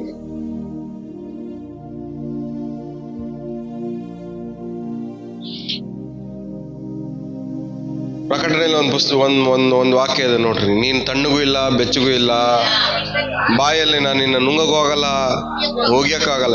ಇವರೆಲ್ಲ ಯಾರು ಹೇಳ್ರಿ? ಈ ಕಡೆ ದೇವ್ರನ್ನ ಅನುಭವಿಸಕ್ ಆಗಲ್ಲ, ಈ ಕಡೆ ಲೋಕನ ಅನುಭವಿಸಕ್ ಆಗಲ್ಲ ಅಂತವ್ರು ಇವ್ರು. ನೀವ್ಯಾರು?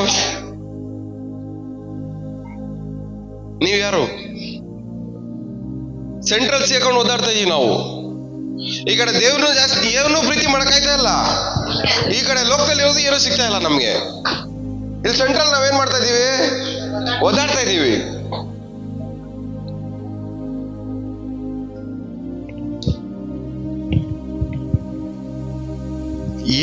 ಏನ್ ಪ್ರಾಬ್ಲಮ್ ನಮ್ದು?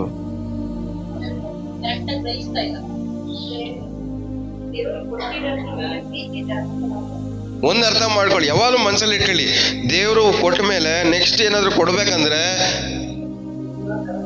ಇದನ್ನ ಕರೆಕ್ಟ್ ಆಗಿ ಅನುಭವಿಸೋದನ್ನ ಕಲಿಬೇಕು. ಪ್ರೀತಿ ಮಾಡಬಾರ್ದು. ಅನುಭವಿಸೋದ್ ಬಿಟ್ಟು ಪ್ರೀತಿ ಮಾಡಕ್ ಸ್ಟಾರ್ಟ್ ಮಾಡಿದ್ರೆ ನೆಕ್ಸ್ಟ್ ಬರ್ಬೇಕಾಗಿರೋ ನಿಂತೋಗುತ್ತೆ.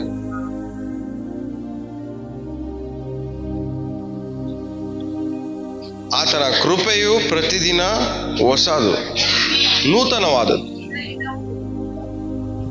ದಿನದಿನವೂ ಹೊಸದು, ನೂತನವಾದದ್ದು. ಪ್ರತಿದಿನ ನಮ್ಮ ಬಗ್ಗೆ ಒಂದು ಒಳ್ಳೆ ಆಲೋಚನೆ ಮಾಡ್ತಾನೆ ಇರ್ತಾರೆ ದೇವರು. ಅದಕ್ಕೆ ಹೇಳ್ತಾರೆ, ನಿಮ್ಮ ಮಾರ್ಗವು ನನ್ನ ಮಾರ್ಗ ಅಲ್ಲ, ನಿಮ್ಮ ಆಲೋಚನೆ ನನ್ನ ಆಲೋಚನೆ ಅಲ್ಲ. ನೀವೇನ್ ಆಲೋಚನೆ ಮಾಡ್ತೀರಾ? ಒಂದು ಕೊಟ್ಟ ಮೇಲೆ ಅದನ್ನೇ ಕಾಪಾಡ್ಕೊಂಡು ಇದರಿಂದನೇ ನಾನು ಬದುಕಿ ಇದರಿಂದನೇ ಸಾಯೋಣ ಅಂತ ಆಲೋಚನೆ ಮಾಡ್ತೀರಾ. ದೇವ್ರು ಹಂಗ ಆಲೋಚನೆ ಮಾಡಲ್ಲ. ದೇವ್ರು ಕೊಡೋದು ಏನಂದ್ರೆ, ಇದು ಕೊಡ್ತೀನಿ, ನೀನು ಅನುಭವಿಸು, ನಾಳೆ ನಾನು ನೋಡ್ಕೊಂತೀನಿ. ಅದಕ್ಕೆ ದೇವ್ರ ವಾಕ್ಯ ಹೇಳ್ತೇನೆ, ನಿನ್ನೆ ಬಗ್ಗೆ ಯೋಚನೆ ಮಾಡ್ಬೇಡ, ನಾಳೆ ಬಗ್ಗೆ ಯೋಚನೆ ಮಾಡ್ಬೇಡ. ಇವತ್ತಿಂದ ಕಾಟ ಇವತ್ತಿಗೆ ಸಾಕು. ಇವತ್ತು ಅನುಭವಿಸೋಕೆ ಏನ್ ಬೇಕೋ ಅದನ್ನ ಅನುಭವಿಸು. ಇವತ್ತು ದೇವ್ರು ಕೊಟ್ರೆ ಇದನ್ನ ಇಟ್ಕೊಂಡು ನಾನು ನಾಳೆ ಹೆಂಗ್ ಬದುಕಕ್ ಹೋಗ್ಲಿ ಅಂತ ಯೋಚನೆ ಮಾಡ್ಕೊಂಡು ಕೂತಿರ್ತೀವಿ ನಾವು. ಅರ್ಥ ಆಗ್ತದೆ ನಾನು ಹೇಳ್ತಿರೋದು? ದೇವ್ರು ಇವತ್ತು ನಿಮ್ಗೆ ಏನಾದ್ರೂ ಆಶೀರ್ವಾದ ಕೊಟ್ರೆ ಇವತ್ತಿನ ಆಶೀರ್ವಾದ ಇಟ್ಕೊಂಡು ಇದನ್ನ ಇಟ್ಕೊಂಡು ನಾಳೆ ಹೆಂಗ್ ಬದುಕಲಿ ಅಂತ ಯೋಚನೆ ಮಾಡ್ತೀವಿ ನಾವು. ದೇವ್ರು ಇವತ್ತು ಕೊಟ್ಟಿರೋ ಆಶೀರ್ವಾದ ನಿಮ್ಗೆ ಇವತ್ತು ಅನುಭವಿಸಕ್ಕೆ, ಅದನ್ನ ಪ್ರೀತಿ ಮಾಡ್ಕೊಂಡು ಕಾಪಾಡ್ಕೊಂಡು ನಾಳೆ ಹೆಂಗೆ ಅದನ್ನ ಇಟ್ಕೊಂಡು ನಾಳೆವರೆಗೆ ಹೆಂಗ್ ತಗೊಂಡೋಗ್ಲಿ, ನಾಡಿದ್ದವ್ರಿಗೆ ಹೆಂಗ್ ತಗೊಂಡೋಗ್ಲಿ ಅನ್ನೋದಕ್ಕಲ್ಲ. ಇವತ್ತು ಕೊಟ್ಟಿರೋರು ನಾಳೆನೂ ಕೊಡ್ತಾರೆ, ನಾಳೆ ಕೊಟ್ಟಿರೋರು ನಾಡಿದ್ದು ಕೊಡ್ತಾರೆ. ಪ್ರತಿದಿನ ನಾವು ಬೇಕಾಗಿರೋ ಅನುದಿನದ ಆಹಾರವನ್ನ ದೇವ್ರೇನ್ ಮಾಡ್ತಾರೆ? ನಮಗೆ ಅನುಗ್ರಹಿಸ್ತಾನೆ ಇರ್ತಾರೆ, ದಯಪಾಲಿಸ್ತಾನೆ ಇರ್ತಾರೆ. ಆಕಾಶದಲ್ಲಿ ಹಾರಾಡುವಂತ ಪಕ್ಷಿಗಳು ನೋಡ್ರಿ, ಅವು ಬಿತ್ತೋದಿಲ್ಲ, ಕೂಯುದಿಲ್ಲ. ಟೈಮ್ಗೆ ಅದಕ್ಕೆ ಬೇಕಾಗಿರೋದನ್ನ ದೇವರೇನ್ ಮಾಡ್ತಾ ಇದಾರೆ? ಒದಗಿಸ್ತಾ ಇದಾರೆ. ಅವುಗಳಿಗಿಂತ ನೀವೇನಾಗಿದ್ದೀರಾ?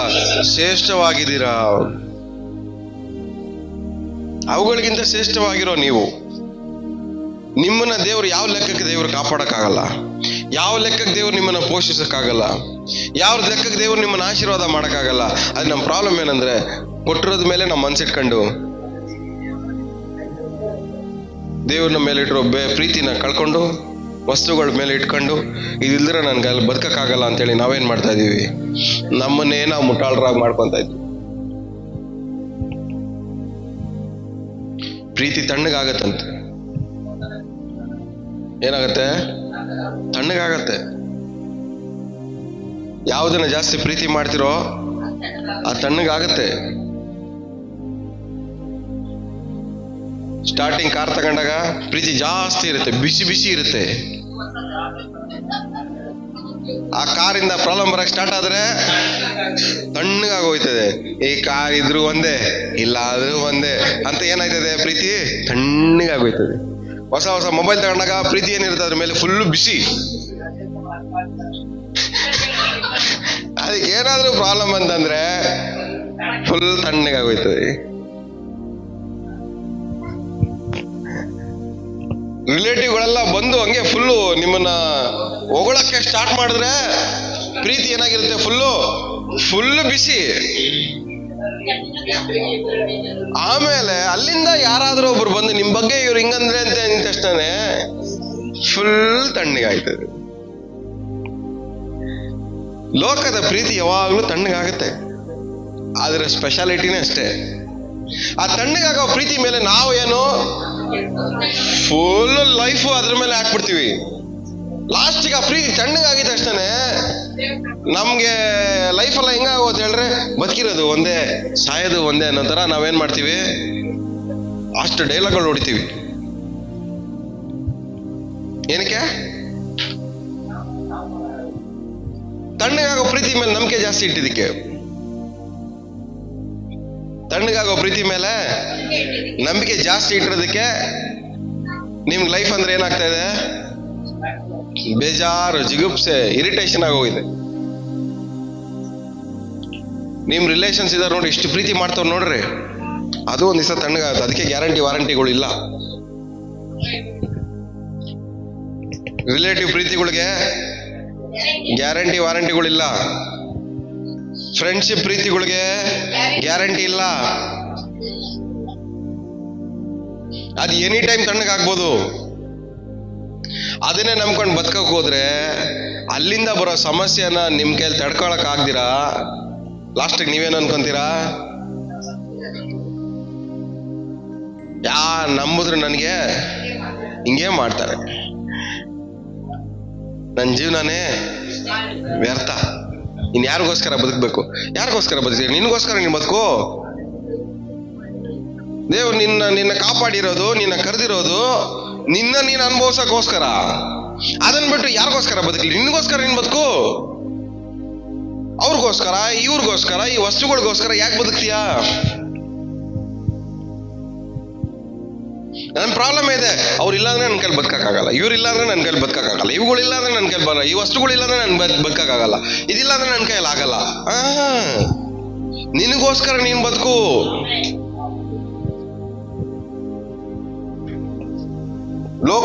ಲೋಕದಲ್ಲಿರುವ ಯಾವ್ದನ್ನ ಪ್ರೀತಿ ಮಾಡಿದ್ರು ಒಂದಲ್ಲ ಒಂದ್ ದಿವಸ ನಿಮಗ್ ತಣ್ಣಗಾಗತ್ತೆ. ಲೈಫ್ ಅಂದ್ರೆ ಜಿಗುಪ್ಸೆ ಆಗೋಗುತ್ತೆ.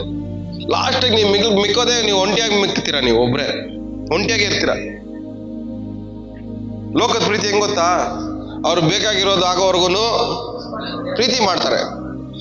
ಒಂದು ನಿಮಿಷ ಅವ್ರಿಗೆ ಇಷ್ಟ ಇಲ್ದಿರೋ ತರ ನೀವು ಸ್ವಲ್ಪ ರಿವರ್ಸ್ ಮಾಡ್ರಿ, ಅವ್ರ ಪ್ರೀತಿ ಅವಾಗಲೇ ತಣ್ಣಗಾಗೋಗುತ್ತೆ. ಅವ್ರಿಗೆ ಇಷ್ಟ ಇರೋದು ಅವ್ರನ್ನ ಮೆಚ್ಚಕ್ಕೋಸ್ಕರ ಅವ್ರ ಮೆಚ್ಚೋ ವಿಷಯಗಳನ್ನ ಏನ್ ಮಾಡಿದ್ರು ಪ್ರೀತಿ ಜಾಸ್ತಿ ಆಗತ್ತೆ. ಅವ್ರಿಗೆ ಇಷ್ಟ ಇಲ್ದಿರೋದು ಏನ್ ಮಾಡಿದ್ರು ಅವ್ರ ಪ್ರೀತಿ ತಣ್ಣಗಾಗೋಗುತ್ತೆ. ನಿಮ್ಮನ್ನೇ ಪ್ರೀತಿ ಮಾಡೋದು ಕಲ್ತ್ಕೊಳ್ಳಿ ಫಸ್ಟು. ಅರ್ಥ ಆಗ್ತಾ ಇದೆಯಾ? ನಾನು ಹೇಳ್ತಾ ಇರೋದು ಬೈಬಲ್ ಅಲ್ಲಿ ಇರೋದನ್ನ. ನಿನ್ನಂತೆಯೇ ಮೊದಲು ನಿನ್ನ ಪ್ರೀತಿ ಮಾಡ್ಕೋ ಫಸ್ಟು. ವಸ್ತುಗಳನ್ನ ಪ್ರೀತಿ ಮಾಡಕ್ ಬದಲಾಗಿ, ಜನರನ್ನ ಪ್ರೀತಿ ಮಾಡಕ್ ಬದಲಾಗಿ ನಿಮ್ಮನ್ನ ನೀವು ಪ್ರೀತಿ ಮಾಡ್ಕೊಳ್ಳಿ. ಅದಾದ್ಮೇಲೆ ನೆರೆಯವರನ್ನ ಪ್ರೀತಿ ಮಾಡ್ರಿ. ಎಷ್ಟು ಜನಕ್ಕೆ ಅರ್ಥ ಆಗ್ತಾ ಇದೆ? ನಿಮ್ಮನ್ನ ನೀವು ಪ್ರೀತಿ ಮಾಡ್ಕೊಳ್ಳಿ. ನಿಮ್ಗೆ ಗೊತ್ತಾ ಹೋಗ್ಲಿ, ಬೆಳಗ್ಗೆ ಎದ್ದಾಗಿಂದ ರಾತ್ರಿ ಮಲಗೋರು ನಿಮ್ಮನ್ನ ನೀವೇ ಬೈಕಂತೀರಾ ಜಾಸ್ತಿ, ನಿಮಗ್ ನೀವೇ ಉಕ್ಕಂತೀರಾ, ನಿಮಗ್ ನೀವೇ ಅವಮಾನ ಮಾಡ್ಕೊಂತೀರಾ, ನಿಮಗ್ ನೀವೇ ಕೆಡ್ದಾಗ ಮಾತಾಡ್ಕೊಂತೀರಾ, ನಿಮಗ್ ನೀವೇ ಶಾಪ ಹಾಕೊಂತೀರಾ. ನಿಮಗ್ ನೀವು ಪ್ರೀತಿ ಮಾಡ್ಕೊಳ್ಳೋದು ಗೊತ್ತಾ ನಿಮಗೆ? ಹೋಗ್ಲಿ, ನಾವು ಹೇಳ್ತೀವಿ ಬೇರೆಯವ್ರನ್ನ ನೆರವನ್ನ ಪ್ರೀತಿ ಮಾಡು, ನೆರವನ್ನ ಪ್ರೀತಿ ಮಾಡೋದು ಬಿಡು. ನಿನಗ್ ನೀವು ಪ್ರೀತಿ ಮಾಡ್ಕೊಳ್ಳೋದೇ ಏನಂತ ಗೊತ್ತಿಲ್ಲ, ನಿನ್ನ ನೀನ್ ಕಾಪಾಡ್ಕೊಳ್ಳೋದು ಹೆಂಗೆ ಅಂತ ಗೊತ್ತಿಲ್ಲ.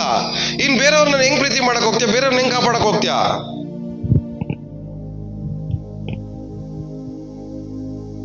ಎಷ್ಟು ಜನಕ್ಕೆ ಅರ್ಥ ಆಗ್ತದೆ? ನಿಮ್ಮನ್ನ ನೀವು ಪ್ರೀತಿ ಮಾಡ್ಕೊಳ್ಳಿ ಮೊದಲು, ನಿಮ್ಮನ್ನ ನೀವು ಕಾಪಾಡ್ಕೊಳ್ರಿ. ನಮ್ಮನ್ನ ನಾವು ಪ್ರೀತಿ ಮಾಡ್ಕೊಳ್ಳೋದು ಗೊತ್ತಿಲ್ಲದೆ ಹೋದ್ರೆ ನಾವು ಬೇರೆಯವ್ರನ್ನ ಪ್ರೀತಿ ಮಾಡಕ್ ಆಗಲ್ಲ. ಮೊದಲು ನಿಮ್ಮನ್ನ ನೀವು ನೋಡ್ಕೊಂಡಾಗ ನಿಮ್ಮನ್ನ ನೀವು ಬೈಕೊಳ್ಳೋದು ನಿಲ್ಲಿಸ್ರಿ, ನಿಮಗ್ ನೀವು ಶಾಪ ಹಾಕೊಳ್ಳೋದು ನಿಲ್ಲಿಸ್ರಿ, ನಿಮಗ್ ನೀವು ಉಕ್ಕೊಳ್ಳೋದು ನಿಲ್ಲಿಸ್ರಿ, ನಿಮ್ಮನ್ನ ನೀವೇ ನೋಡ್ಕೊಂಡು ಅಸಹ್ಯ ಮಾಡ್ಕೊಳ್ಳೋದು ನಿಲ್ಲಿಸ್ರಿ.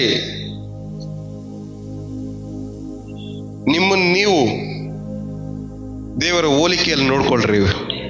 ಹಲ್ಲೆಲೂಯಾ. ಇವತ್ತು ನಾವು ಯಾರ ಹೋಲಿಕೆಯಲ್ಲಿ ಇದ್ದೀವಿ? ದೇವರ ಹೋಲಿಕೆಯಲ್ಲಿ, ದೇವರ ಸ್ವರೂಪದಲ್ಲಿರುವ ನಾವು. ಇವತ್ತು ದೇವರ ಸ್ವರೂಪದಲ್ಲಿರುವ ನಾವು ಏನ್ ಮಾಡ್ಬೇಕು ನಾವು?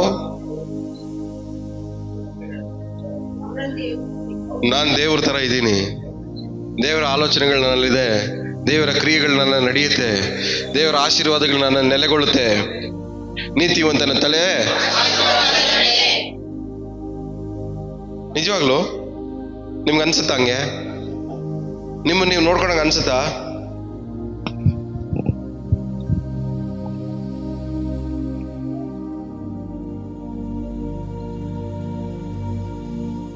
ನಿಮ್ಮನ್ನ ನೀವು ಪ್ರೀತಿ ಮಾಡ್ಕೊಳ್ಳೋದು ತಪ್ಪಲ್ಲ. ನಿನ್ನಂತೆ ನಿನ್ನ ದೇವರನ್ನ ಏನ್ ಮಾಡ್ಬೇಕು? ನೀನು ಪ್ರೀತಿ ಮಾಡು. ಮೊದಲು ನಿನ್ನ ನೀನ್ ಹೆಂಗ್ ಪ್ರೀತಿ ಮಾಡ್ಕೊಂತ ಇದೀಯ? ಫಸ್ಟ್ ಆಫ್ ಆಲ್ ಇಷ್ಟ ಬಂದಂಗೆ ಬೆಳೆಸ್ಕೊತಾ ಇದೀಯ ನಿನ್ನ. ನಿಮ್ಮನ್ನ ನೀವು ಪ್ರೀತಿ ಮಾಡ್ಕೊಂಡ್ರೆ ಇಷ್ಟ ಬಂದಂಗೆ ನಿಮ್ಮನ್ನ ನೀವು ಬೆಳೆಸ್ತೀರಾ? ಹೇಳ್ರಿ. ಒಂದ್ ಮೊಬೈಲ್ನ ಪ್ರೀತಿ ಮಾಡಿದ್ರೆ ಅದನ್ನ ಎಷ್ಟು ಚೆನ್ನಾಗಿ ಕಾಪಾಡ್ಕೊಂತೀವಿ. ಒಂದ್ ಬಟ್ಟೆನ ಪ್ರೀತಿ ಮಾಡಿದ್ರೆ ಬಟ್ಟೆನ ಎಷ್ಟು ಚೆನ್ನಾಗಿ ಕಾಪಾಡ್ಕೊಂತೀವಿ. ಒಂದ್ ಗಾಡಿಯನ್ನ, ಕಾರ್ನ, ಮನೇನ ತಗೊಂಡ್ರೆ ಅದನ್ನ ಎಷ್ಟು ಚೆನ್ನಾಗಿ ಕಾಪಾಡ್ಕೊಂತೀವಿ.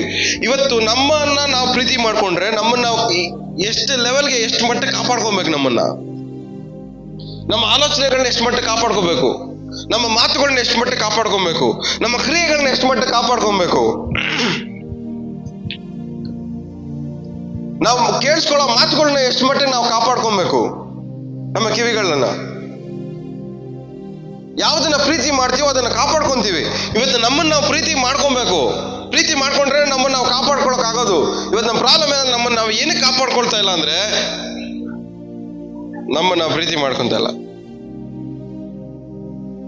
ನಿಮ್ ಮನ್ಸನ್ನ ನೀವು ಮನ್ಸು ಚೆನ್ನಾಗಿರ್ಬೇಕಂತ ನೀವು ಆಸೆ ಪಟ್ರೆ ನಿಮ್ಮ ಮನ್ಸನ್ನ ನೀವು ಕಾಪಾಡ್ಕೊಂತೀರಾ? ನಿಮ್ಮ ಶರೀರ ಚೆನ್ನಾಗಿರ್ಬೇಕು ಅನ್ಕೊಂಡ್ರೆ ನಿಮ್ ಶರೀರನ ಏನ್ ಮಾಡ್ತೀರಾ? ನೀವು ಕಾಪಾಡ್ಕೊಂತೀರಾ. ಸಿಕ್ಕಿದ್ ಪಕ್ಕಿದೆಲ್ಲ ಯಾವ್ದು ತಿನ್ಕೊಂಡು ಕೂತಿರಲ್ಲ. ಯಾವ್ದನ್ನ ನೀವು ಪ್ರೀತಿ ಮಾಡುವೋ ಅದನ್ನು ನೀವು ಕೇರ್ಲೆಸ್ ಆಗಿ ಮಾಡೋದು.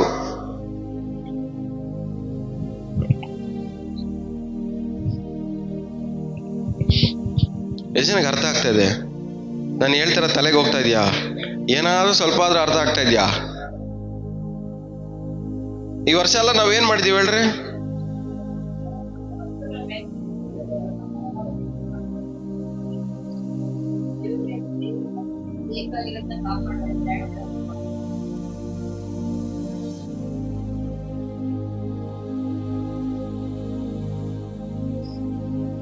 ನಿಮ್ಮನ್ನೇ ಪ್ರೀತಿ ಮಾಡ್ಕೊಳ್ಳಿ.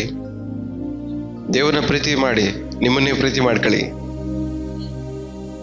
ನಿಮಗೆ ನೀವೇ ದ್ವೇಷ ಮಾಡ್ಕೊಂಬೇಡ್ರಿ. ಬೇರೆಯವ್ರ ಮೇಲೆ ಪ್ರೀತಿ ಇಟ್ಟು ನಿಮ್ಮನ್ನ ನೀವು ದ್ವೇಷ ಮಾಡ್ಕೊಂಬೇಡಿ.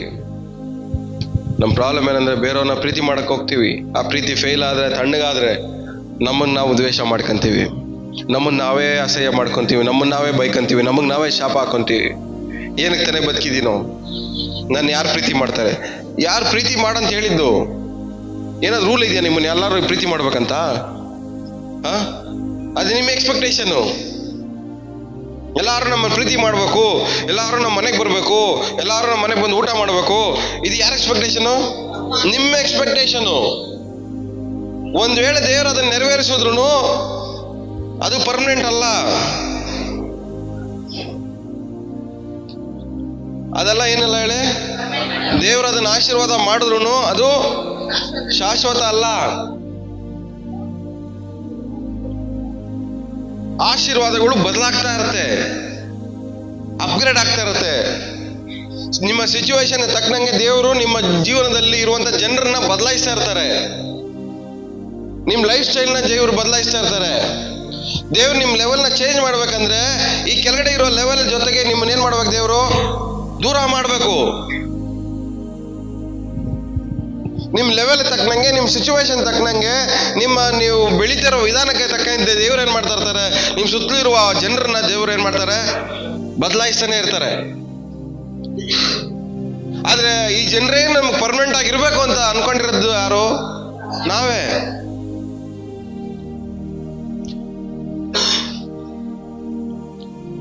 ಯಾಕೊಬ್ಬ ಏಸಾವ ಇದ್ರು ನೋಡ್ರಿ. ಯಾಕೊಬ್ಬನ್ಗೆ ಅವನ ಊರಲ್ಲಿ ಆಶೀರ್ವಾದ ಬೇಕಂತ ಆಸೆ ಪಟ್ಟ. ಅವನ ಊರಲ್ಲಿ ಏನ್ ಸಿಕ್ಕಿಲ್ಲ, ಅವನಿಗೆ ಆಶೀರ್ವಾದ ಸಿಕ್ಕಿಲ್ಲ. ಅದಕ್ಕೆ ಏನ್ ಮಾಡ್ದ? ಅವನು ಊರು ಬಿಟ್ಟು ಊರ್ಗೋದ. ಅಲ್ಲಿ ಆಶೀರ್ವಾದಗೋಸ್ಕರ ಏನ್ ಮಾಡ್ದ ಅವನು? ಕೆಲಸ ಮಾಡ್ದ, ಪರದಾಡ್ದ, ಒದ್ದಾಡ್ದ. ಆಶೀರ್ವಾದ ಬೇಕಂದ್ರೆ ಇಲ್ಲೇ ಬೇಕು, ಇವರಿಂದನೇ ಬೇಕು, ಇವ್ರ ಮೂಲಕನೇ ಬೇಕು. ಬೇಕು, ಒಟ್ನಲ್ಲಿ ನನಗೆ ಆಶೀರ್ವಾದ ಬೇಕು. ಅದು ಎಲ್ಲಿಂದಾದ್ರೂ ಹೋಗ್ಲಿ, ಎಲ್ಲಿಂದಾದ್ರೂ ಬರ್ಲಿ, ನಾನು ಎಲ್ಲಿಗಾದ್ರೂ ಹೋಗ್ಲಿ, ಯಾರು ಎಲ್ಲಿಂದಾದ್ರೂ ನನ್ನ ಹತ್ರ ಬರ್ಲಿ, ಒಟ್ನಲ್ಲಿ ನನಗೇನಾಗ್ಬೇಕು? ದೇವ್ರ ವಾಗ್ದಾನ ನೆರವೇರ್ಬೇಕಷ್ಟೇ. ದೇವ್ರ ವಾಗ್ದಾನ ನೆರವೇರ್ಬೇಕು.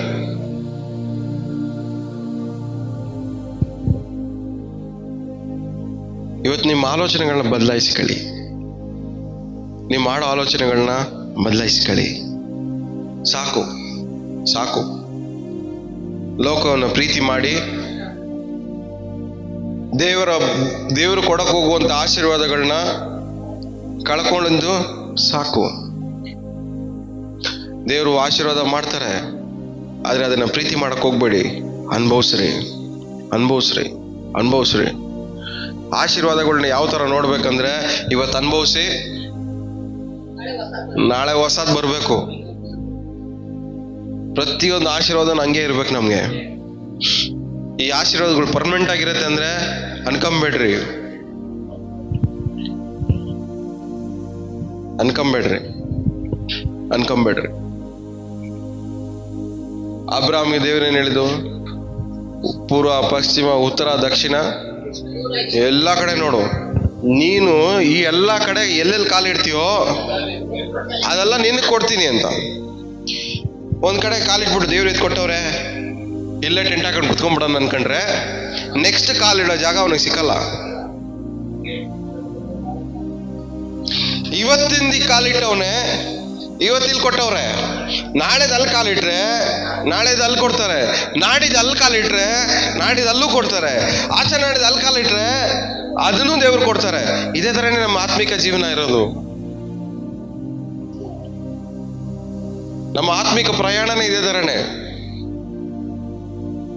ಒಂದೊಂದ್ ದಿವಸ ದೇವ್ರು ಏನ್ ಮಾಡ್ತಾರೆ? ನಮ್ಮನ್ನ ಒಂದೊಂದು ಹೆಜ್ಜೆ ಮುಂದೆ ಇಡೋ ತರ ಮಾಡ್ತಾರೆ. ಆದ್ರೆ ನಾವು ಯಾವುದನ್ನ ಪ್ರೀತಿ ಮಾಡಿ ಗಟ್ಟಿಯಾಗಿ ಇಟ್ಕೊಂಡ್ಬಿಡ್ತೀವೋ ಅದು ನಮ್ಮನ್ನ ಮುಂದೆ ಹೆಜ್ಜೆ ಇಡ್ದಿರಂಗೆ ಇರೋ ಜಾಗದಲ್ಲೇ ಊತಾಕ್ಬಿಡುತ್ತೆ. ನಮ್ಮನ್ನ ಮುಂದೆ ಹೋಗಕ್ಕೆ ಬಿಡಲ್ಲ. ಕೆಲವೊಂದ್ಸರಿ ಜನರು ನಮ್ಮನ್ನ ಮುಂದೆ ಹೋಗ್ಬಿಡಲ್ಲ, ಕೆಲವೊಂದ್ಸರಿ ವಸ್ತುಗಳು ನಮ್ಮನ್ನ ಮುಂದೆ ಹೋಗ್ಬಿಡಲ್ಲ. ಆದ್ರೆ ಜೀವನದಲ್ಲಿ ನಾವು ಮುಂದೆ ಹೋಗ್ತಾನೆ ಇರ್ಬೇಕು. ಅಬ್ರಾಮ್ ಆ ತರ ಏನಾದ್ರೂ ಯೋಚನೆ ಮಾಡಿದಿದ್ರೆ, ಇದೇ ಸಾಕು, ಈ ಜಾಗನೇ ಸಾಕು ನನ್ಗೆ ಅಂತ ಮುಂದೆ ಹೋಗಕ್ ಆಗ್ತಾ ಇರ್ಲಿಲ್ಲ. ಅವನ್ ನಮ್ಗ ಇಷ್ಟು ಜನರಿಗೆ ಆಶೀರ್ವಾದ ನಿಧಿಯಾಗಿ ಮಾರ್ಪಡಕ್ಕೆ ಸಾಧ್ಯ ಆಗ್ತಾ ಇರ್ಲಿಲ್ಲ.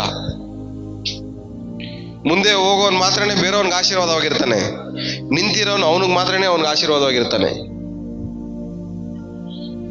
ಯಾವ ಆಶೀರ್ವಾದ ಗಟ್ಟಿಯಾಗಿ ಇಟ್ಕೊಂತೀರೋ ಅದು ನಿಮಗ್ ಮಾತ್ರನೇ.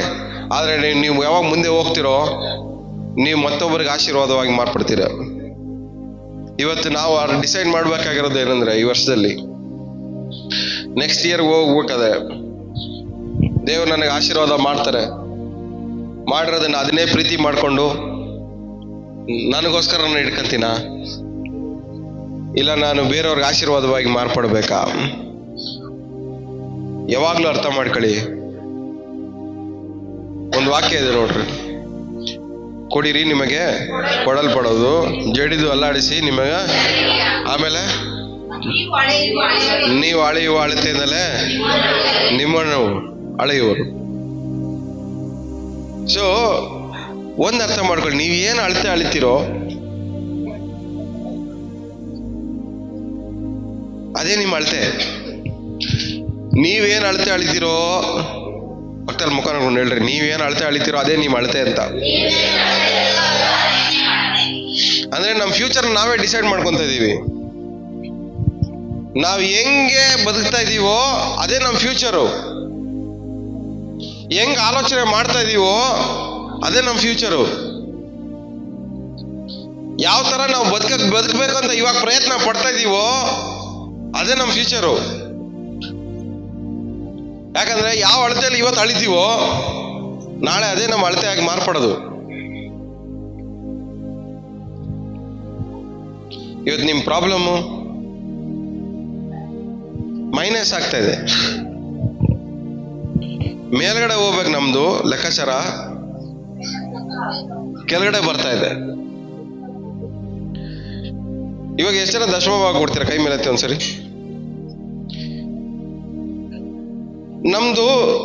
ನಿಮ್ ದಶಮಭಾಗ ಲೆಕ್ಕಾಚಾರ ಹೆಂಗಾಗ್ಬೇಕು ಹೇಳ್ರಿ? ಹೆಂಗ್ ಲೆಕ್ಕ ಆಗ್ಬೇಕು ಹೇಳ್ರಿ? ಹೇಳ್ರಿ ಯಾರಾದ್ರು.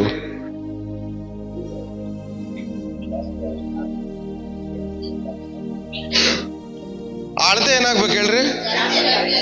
ರೈಸ್ ಆಗ್ಬೇಕು. ರೈಸ್ ಆಗ್ಬೇಕಂದ್ರೆ ಆ ಚೇಂಜ್ ಆಗ್ಬೇಕಂತ ಮನ್ಸು ನಿಮ್ಗೆ ಬರ್ಬೇಕು.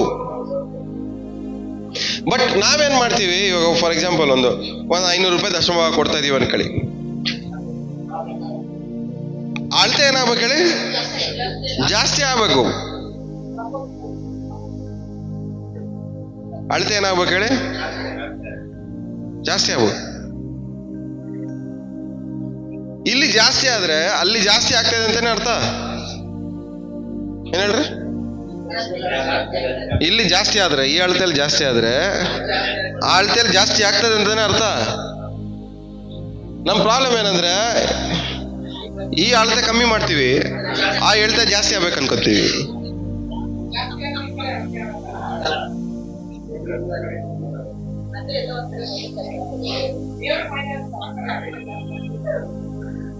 ಅದಕ್ಕೆ ಹೇಳೋದು, ನೀವು ಅಳೆಯುವ, ಸ್ವಲ್ಪ ಮುಖ ನೋಡ್ಕೊಂಡು ಹೇಳ್ರಿ ಪಕ್ಕದಲ್ಲಿ ಇರೋರಿಗೆ.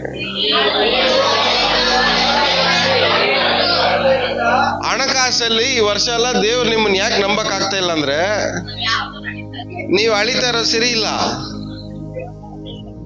ನಿಮ್ಮ ಅಳತೆ ಸರಿ ಇಲ್ಲ.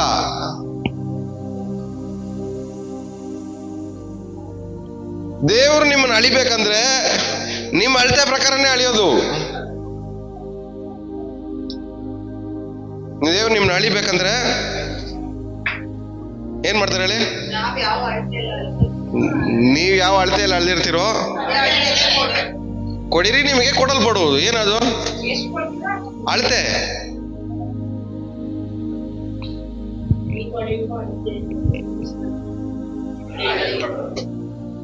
ಇವೆಲ್ಲ ನಾನು ಏನು ಕೇಳ್ತಾ ಇದ್ದೀನಂದ್ರೆ ಈ ವರ್ಷದ ಪ್ರಾಬ್ಲಮ್ ಎಲ್ಲ ಒಂದ್ಸರಿ ಓವರ್ ಆಲ್ ನಿಮ್ಗೆ ರೀಕ್ಯಾಪ್ ಮಾಡ್ಬೇಕಂತ.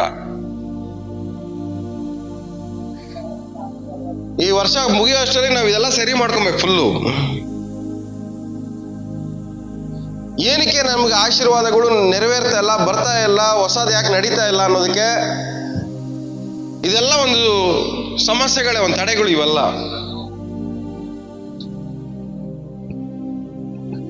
ಈ ವರ್ಷದಲ್ಲಿ ನಡೆದಿರೋದೆಲ್ಲ ಒಂದು ಓವರ್ ಆಲ್ ಏನ್ ಮಾಡ್ಬೇಕು ನಾವು? ರೀಚೆಕ್ ಮಾಡ್ಕೊಂಡು ಬರೋ ವರ್ಷದಲ್ಲಿ ಒಂದು ದಿನ ನಮ್ಮಲ್ಲಿ ಆಶೀರ್ವಾದಗಳು ಕಮ್ಮಿನೇ ಆಗ್ಬಾರ್ದು. ಹಲ್ಲೆಲೂಯಾ. ನೆಕ್ಸ್ಟ್ ವರ್ಷಕ್ಕೆ ನಾವು ಇವಾಗಿಂದಾನೇ ರೆಡಿ ಆಗ್ತಾ ಇದೀವಿ.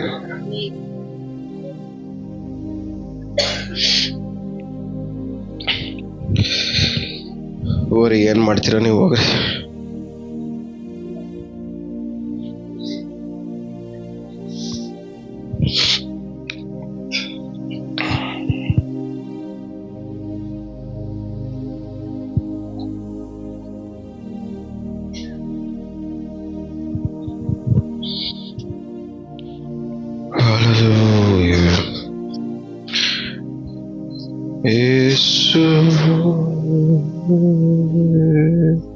ಲೂಕನು ಬರೆದ ಸುವಾರ್ತೆ 11ನೇ ಅಧ್ಯಾಯ 28ನೇ ವಾಕ್ಯ.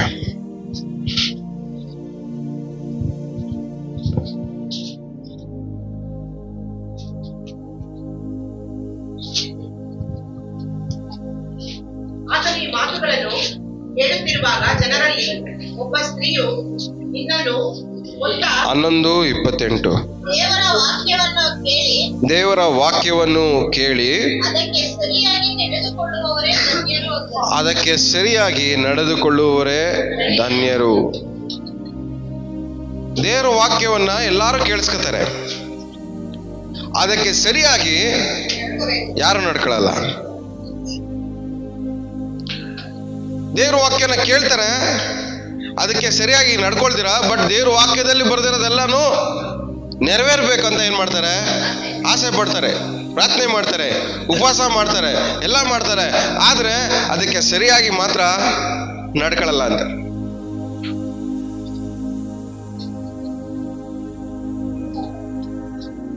ಇವತ್ತು ದೇವರ ವಾಕ್ಯಕ್ಕೆ ಸರಿಯಾಗಿ ನಾವು ನಡ್ಕೊಳ್ಳೋದನ್ನ ಕಲಿಬೇಕು. ಯೋಶುವನಿಗೆ ದೇವರು ಹೇಳ್ತಾರೆ, ನೀನು ಎಡಕ್ಕಾಗ್ಲಿ ಬಲಕ್ಕಾಗ್ಲಿ ತಿರುಗಬೇಡ. ಮೋಶೆ ಹೇಳ್ಕೊಟ್ಟಿದ್ದನ್ನ ಆಸ್ ಇಟ್ ಈಸ್ ಹಂಗೆ ಫಾಲೋ ಮಾಡು. ಇಲ್ಲೇನ್ ಹೇಳ್ತದೆ? ಕೇಳಿಸ್ಕೊಂಡು ಸರಿಯಾಗಿ ನಡ್ಕೋ. ಸರಿಯಾಗಿ ನಡ್ಕೊಳ್ಳೋದ್ರ ಮೂಲಕವಾಗಿ ದೇವ್ರ ವಾಕ್ಯ ಏನ್ ಮಾಡುತ್ತೆ? ನಮ್ಮ ಲೈಫಲ್ಲಿ ಕಾರ್ಯ ಮಾಡುತ್ತೆ. ನಾವು ಕೇಳ್ತೀವಿ, ಆದ್ರೆ ನಮ್ಮ ಸಿಚುವೇಶನ್ಗೆ ಅನುಕೂಲಕ್ಕೆ ತಕ್ಕ ಹಂಗೆ ವಾಕ್ಯನ ಅಡ್ಜಸ್ಟ್ಮೆಂಟ್ ಮಾಡ್ಕೊಂಡು ಬದುಕ್ತೀವಿ.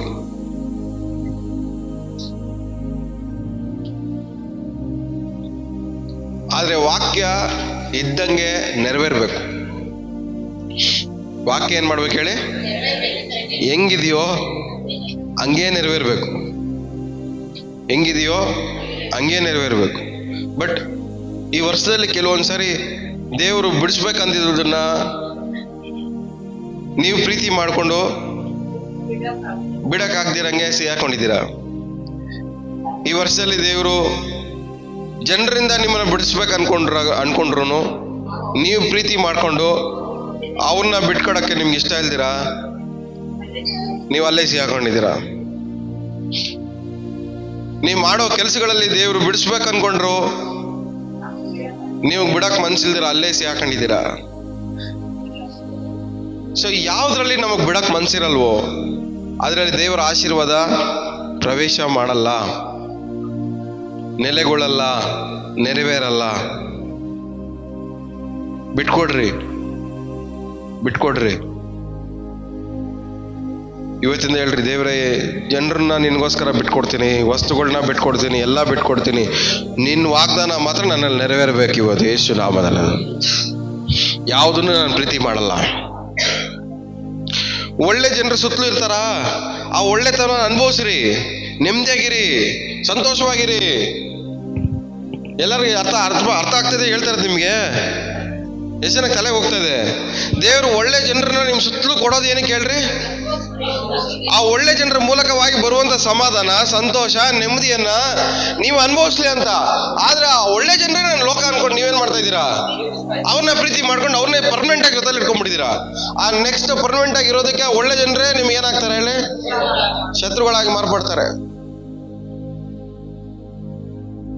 ಒಳ್ಳೆ ಜನರಾಗ್ಲಿ, ಒಳ್ಳೆ ವಸ್ತುಗಳಾಗ್ಲಿ, ಒಳ್ಳೆ ಸೌಲಭ್ಯಗಳಾಗ್ಲಿ, ಇವೆಲ್ಲ ದೇವ್ರು ಕೊಡೋದು ಏನಕ್ಕೆ ಅಂದ್ರೆ ನೀವು ಅನುಭವಿಸಕ್ಕೋಸ್ಕರವಾಗಿ. ಆದ್ರೆ ಅದನ್ನ ಪ್ರೀತಿ ಮಾಡಕ್ ಹೋಗ್ಬೇಡಿ.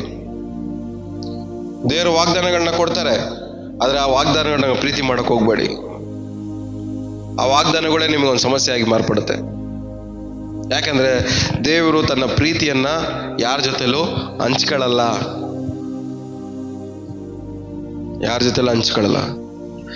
ಅದಕ್ಕೆ ಅಳವಡಿಕೆಲ್ಲ ಒಂದು 10 ಕಟ್ಟಲೆಲ್ಲೋ 1 ಕಟ್ಟಲೇನೋ ನಿನ್ನ ದೇವರಾಗಿರುವಂತ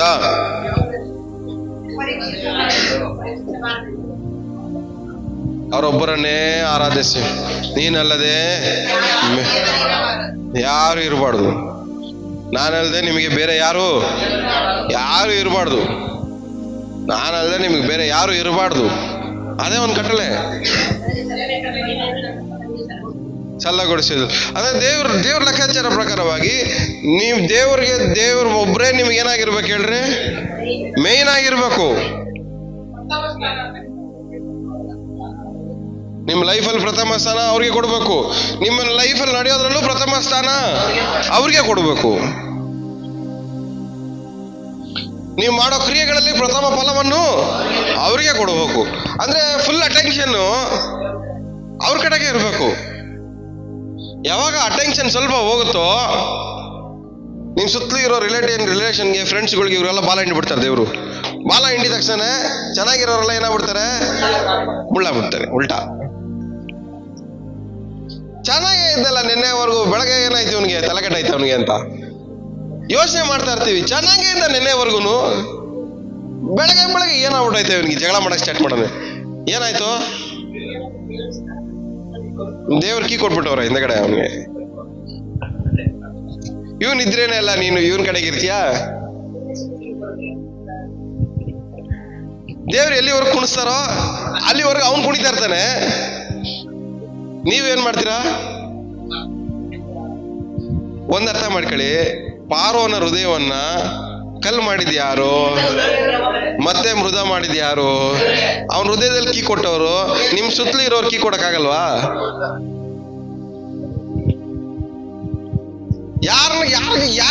ಯಾರನ್ನ ಕಠಿಣ ಮಾಡ್ಬೇಕು, ಯಾರನ್ನ ಸಾಫ್ಟ್ ಮಾಡ್ಬೇಕು, ದೇವ್ರ ಕೈಯಲ್ಲಿ ಆಗತ್ತೆ. ಪರನ್ ಹೃದಯನ ಜೊತೆಲಿ ಆಟ ಆಡಿದವರು ಇವ್ರಿಲ್ಲ ಅಂದ್ರೆ ನನ್ನ ಕೈಯಲ್ಲಿ ಬದುಕಕ್ಕಾಗಲ್ಲ ಅಂತ ಇದೀರಲ್ಲ, ಅವ್ರ ಹೃದಯನ ಕಲ್ಲು ಮಾಡಕ್ಕಾಗಲ್ವಾ? ಏನಕ್ಕೆ ಹೇಳ್ರಿ? ಚೆನ್ನಾಗಿರೋರೆಲ್ಲ ನಮ್ಗೆ ಏನಕ್ಕೆ ಮುಳ್ಳಾಗ್ತಾರೆ ಹೇಳ್ರಿ? ನೀವು ಅಳಿಯೋ ಅಳತೆ ಮೇಲೆ ಡಿಪೆಂಡ್ ಅದು. ನೀವು ದೇವ್ರ ಹತ್ರ ಕರೆಕ್ಟ್ ಆಗಿದ್ರೆ ಅವರೆಲ್ಲ ನಿಮ್ಮ ಹತ್ರ ಕರೆಕ್ಟ್ ಆಗಿರ್ತಾರೆ. ನೀವು ದೇವ್ರ ಹತ್ರ ಕರೆಕ್ಟ್ ಆಗಿಲ್ಲ ಅಂದ್ರೆ ಕರೆಕ್ಟ್ ಆಗಿರೋರು ನಿಮಗೆ ಮುಳ್ಳಾಗ್ಬಿಡ್ತಾರೆ. ಪಕ್ಕದಲ್ಲಿ ಮುಖ ನೋಡ್ಕೊಂಡು ಹೇಳ್ರಿ, ನೀವು ದೇವ್ರ ಹತ್ರ ಕರೆಕ್ಟ್ ಆಗಿದ್ರೆ ಎಲ್ಲಾರು ನಿಮ್ಮ ಹತ್ರ ಕರೆಕ್ಟ್ ಆಗಿರ್ತಾರೆ ಅಂತ. ಸ್ವಲ್ಪ ಬಾಲ ಬಿಚ್ಚಿದ್ರೆ ಅವರು ನಿಮ್ಮ ಹತ್ರ ಬಾಲ ಬಿಚ್ತಾರೆ ಅಂತ. ಎಷ್ಟು ಜನಕ್ಕೆ ಅರ್ಥ ಆಗ್ತದೆ? ಇದನ್ನೇನಂತಾರೆ ಗೊತ್ತಾ? ಪ್ರಸಂಗ ಅಲ್ಲ ಇದು, ಬುದ್ಧಿ ಮಾತು, ಜ್ಞಾನೋಪದೇಶ,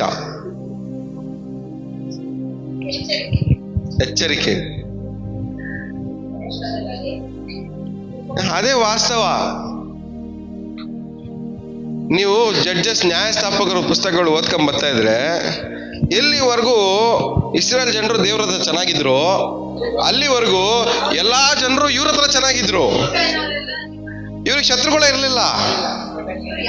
ಮಿದಿಯನ್ರು ಇದ್ರು, ಇವರೆಲ್ಲ ಇದ್ರು, ಅವ್ರ ಪಾಠಕ್ಕೆ ಅವ್ರು ಇರ್ತಾ ಇದ್ರು. ಯಾವಾಗ ಇವ್ರು ಬಾಲ ಬಿಚ್ಚಕ್ ಸ್ಟಾರ್ಟ್ ಮಾಡಿದ್ರು ಅವ್ರು ಬಾಲ ಬಿಚ್ಬಿಟ್ರು ದೇವ್ರು. ಅಲ್ಲಿಂದ ಇವರು ಚೆನ್ನಾಗಿದ್ದವರು ಇವ್ರಿಗೆ ಉಲ್ಟಾ ಹಾಕ್ಬಿಟ್ಟು ಶತ್ರುಗಳಾಗಿ ಇವ್ರ ಮೇಲೆ ಜಗಳ ಮಾಡ್ಕೊಂಡು ಯುದ್ಧ ಮಾಡಕ್ ಬರೋರು.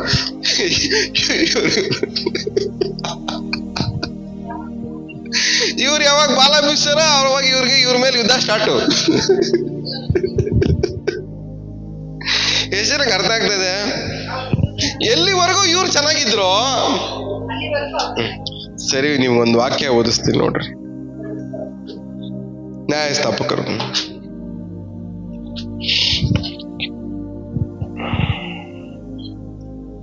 6ನೇ ಅಧ್ಯಾಯ 1ನೇ ವಾಕ್ಯ.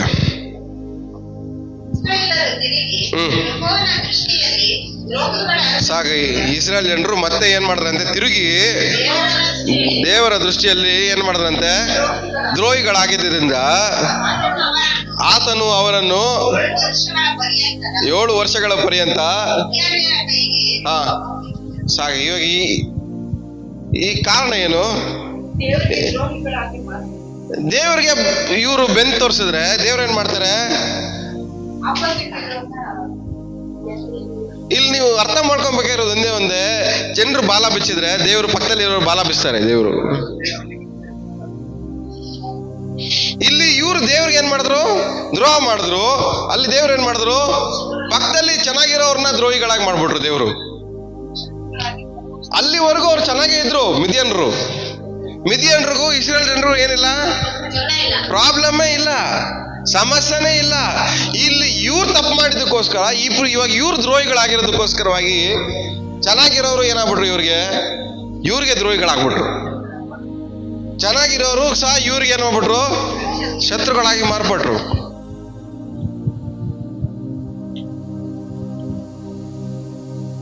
ಎಷ್ಟು ಜನಕ್ಕೆ ಅರ್ಥ ಆಗ್ತಾ ಇದೆ? ನಾ ಹೇಳೋ ತಲೆಗೆ ಹೋಗ್ತಾ ಇದೀಯಾ? ನಿಜವಾಗ್ಲೂ ಅರ್ಥ ಆಗ್ತಾ ಇದೆಯಾ? ನಿಜವಾಗ್ಲೂ ಅರ್ಥ ಆಗ್ತಾ ಇದೆಯಾ? ನಿಮ್ ಸಮಸ್ಯೆ ಉಂಟು ಮಾಡ್ಕೊಳ್ಳೋದೆ ನೀವೇ. ಯಾವುದನ್ನ ಪ್ರೀತಿ ಮಾಡ್ತಿರೋ ಅದ್ರಲ್ಲಿ ನಿಮ್ ಪ್ರೀತಿಯಲ್ಲೇ ನಿಮ್ಗೆ ಸಮಸ್ಯೆ ಫಸ್ಟ್ ಸ್ಟಾರ್ಟ್ ಆಯ್ತದೆ. ಇಲ್ಲಿ ಜನರು ದೇವ್ರನ್ನ ಪ್ರೀತಿ ಮಾಡೋದ್ ಬಿಟ್ಟು ದೇವ್ರ ಇಷ್ಟ ಇಲ್ಲದ ಕಾರ್ಯಗಳನ್ನ ಮಾಡ್ಕೊಂಡು ದೇವ್ರಿಗೆ ದ್ರೋಹ ಮಾಡಿದ್ರು. ದೇವ್ರು ಏನ್ ಮಾಡಿದ್ರು, ಇವ್ರಿಗೆ ಚೆನ್ನಾಗಿರೋರ್ನು ಇವ್ರು ರಿವರ್ಸ್ ಆಗಿ ತಿರ್ಗಿಸ್ಬಿಟ್ರು. ಚೆನ್ನಾಗಿರೋರ್ನು ರಿವರ್ಸ್ ಆಗಿ ತಿರ್ಗಿಸಿದ್ ಯಾರು? ದೇವ್ರೆ.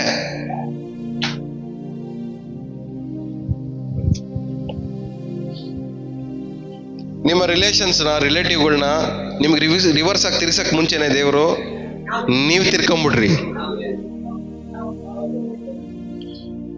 ನೀವು ತಿರ್ಕೊಂಬಿಡಿ, ಇಲ್ಲ ನಿಮ್ ಶತ್ರುಗಳು ಜಾಸ್ತಿ ಆಯ್ತಾರೆ.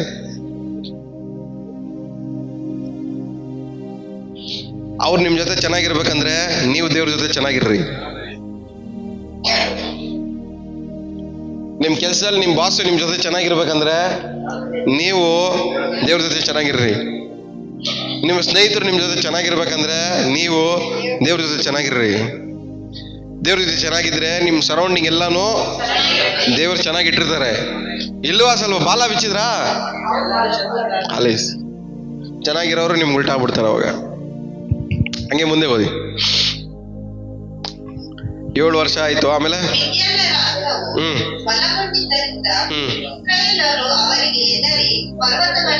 ಸಾಕು. ಇವಾಗ ಮಿದ್ಯಾನ್ರ ಹಸ್ತವು ಅವ್ರ ಪವರು ಜಾಸ್ತಿ ಆಗಿದೆ. ಏನಕ್ಕೆ? ಎಲ್ಲಿವರೆಗೂ ಇವ್ರ ದೇವ್ರ ಜೊತೆ ಚೆನ್ನಾಗಿದ್ರು ಅಲ್ಲಿವರೆಗೂ ಇವ್ರಿಗೆ ಪವರ್ ಅವ್ರ ಮೇಲೆ ಇತ್ತು. ಯಾರಿಗೆ ಹೇಳಿ? ಇಸ್ರಾಯೇಲ್ರಿಗೆ ಮಿದ್ಯಾನ್ರ ಮೇಲೆ ಪವರ್ ಜಾಸ್ತಿ ಇತ್ತು. ಎಲ್ಲಿವರೆಗೂ ದೇವ್ರ ಜೊತೆ ಚೆನ್ನಾಗಿದ್ರು. ಯಾವಾಗ ಇವರು ದೇವ್ರಿಗೆ ದ್ರೋಹಿಗಳಾಗಿ ಮಾರ್ಪಟ್ರು ಅವಾಗ ಏನಾಯ್ತು? ಅವ್ರ ಪವರ್ ಜಾಸ್ತಿ ಆಗಿ ಅವ್ರು ಇವ್ರನ್ನ ರೂಲ್ ಮಾಡಕ್ ಸ್ಟಾರ್ಟ್ ಮಾಡಿದ್ರು.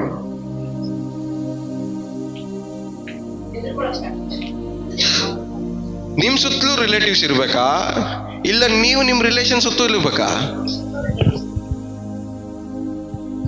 ಅದು ನಿಮ್ ಆಕ್ಷನ್ ಮೇಲೆ ಡಿಪೆಂಡು.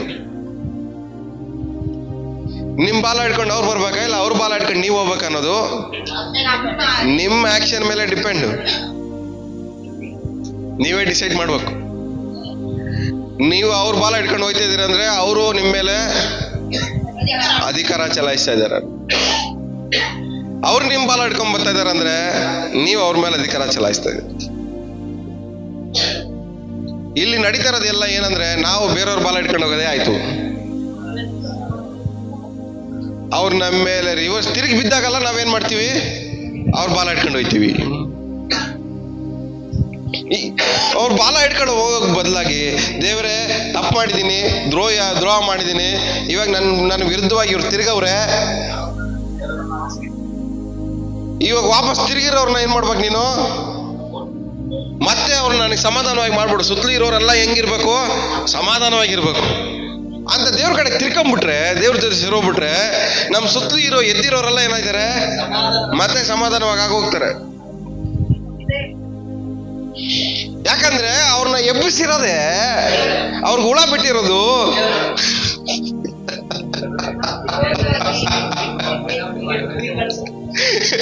ನೀವು ಬುದ್ಧಿ ಹೇಳಕ್ಕೋಸ್ಕರ ಅವ್ರು ಹುಳ ಬಿಟ್ಟಿರೋದೇ ದೇವ್ರೆ.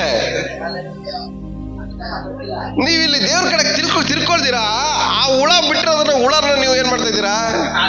ಅದನ್ನ ಕೆಣ್ಕೊಂಡು ಸರಿ ಮಾಡ್ಕೊಳಕ್ ನೋಡ್ತಾ ಇದ್ದೀರಾ. ಅದು ಸರಿ ಆಗಲ್ಲ, ಅದನ್ನ ಬಿಟ್ಟಿರೋದೇ ದೇವ್ರೆ. ನೀವ್ ಇಲ್ಲಿ ದೇವ್ರ ಕಡೆ ತಿರ್ಕೊಂಡ್ಬಿಟ್ರೆ ಅಲ್ಲಿ ದೇವ್ರು ಸರಿ ಮಾಡ್ಬಿಡ್ತಾರೆ. ಆದ್ರೆ ನೀವೇನ್ ಅನ್ಕೊಂತ ಇದ್ದೀರಾ? ನೀವು ಏನು ನಿಮ್ ಶಕ್ತಿಯಿಂದ ಏನೋ ಸರಿ ಮಾಡಕ್ ಆಗತ್ತೆ ಅನ್ನೋ ತರ ಪ್ರಯತ್ನ ಪಡ್ತಾ ಇದ್ದೀರಾ. ಅದಾಗಲ್ಲ. ಯಾಕಂದ್ರೆ ಅವ್ರು ರಿವರ್ಸ್ ಮಾಡಿರೋದೇ ದೇವ್ರೆ.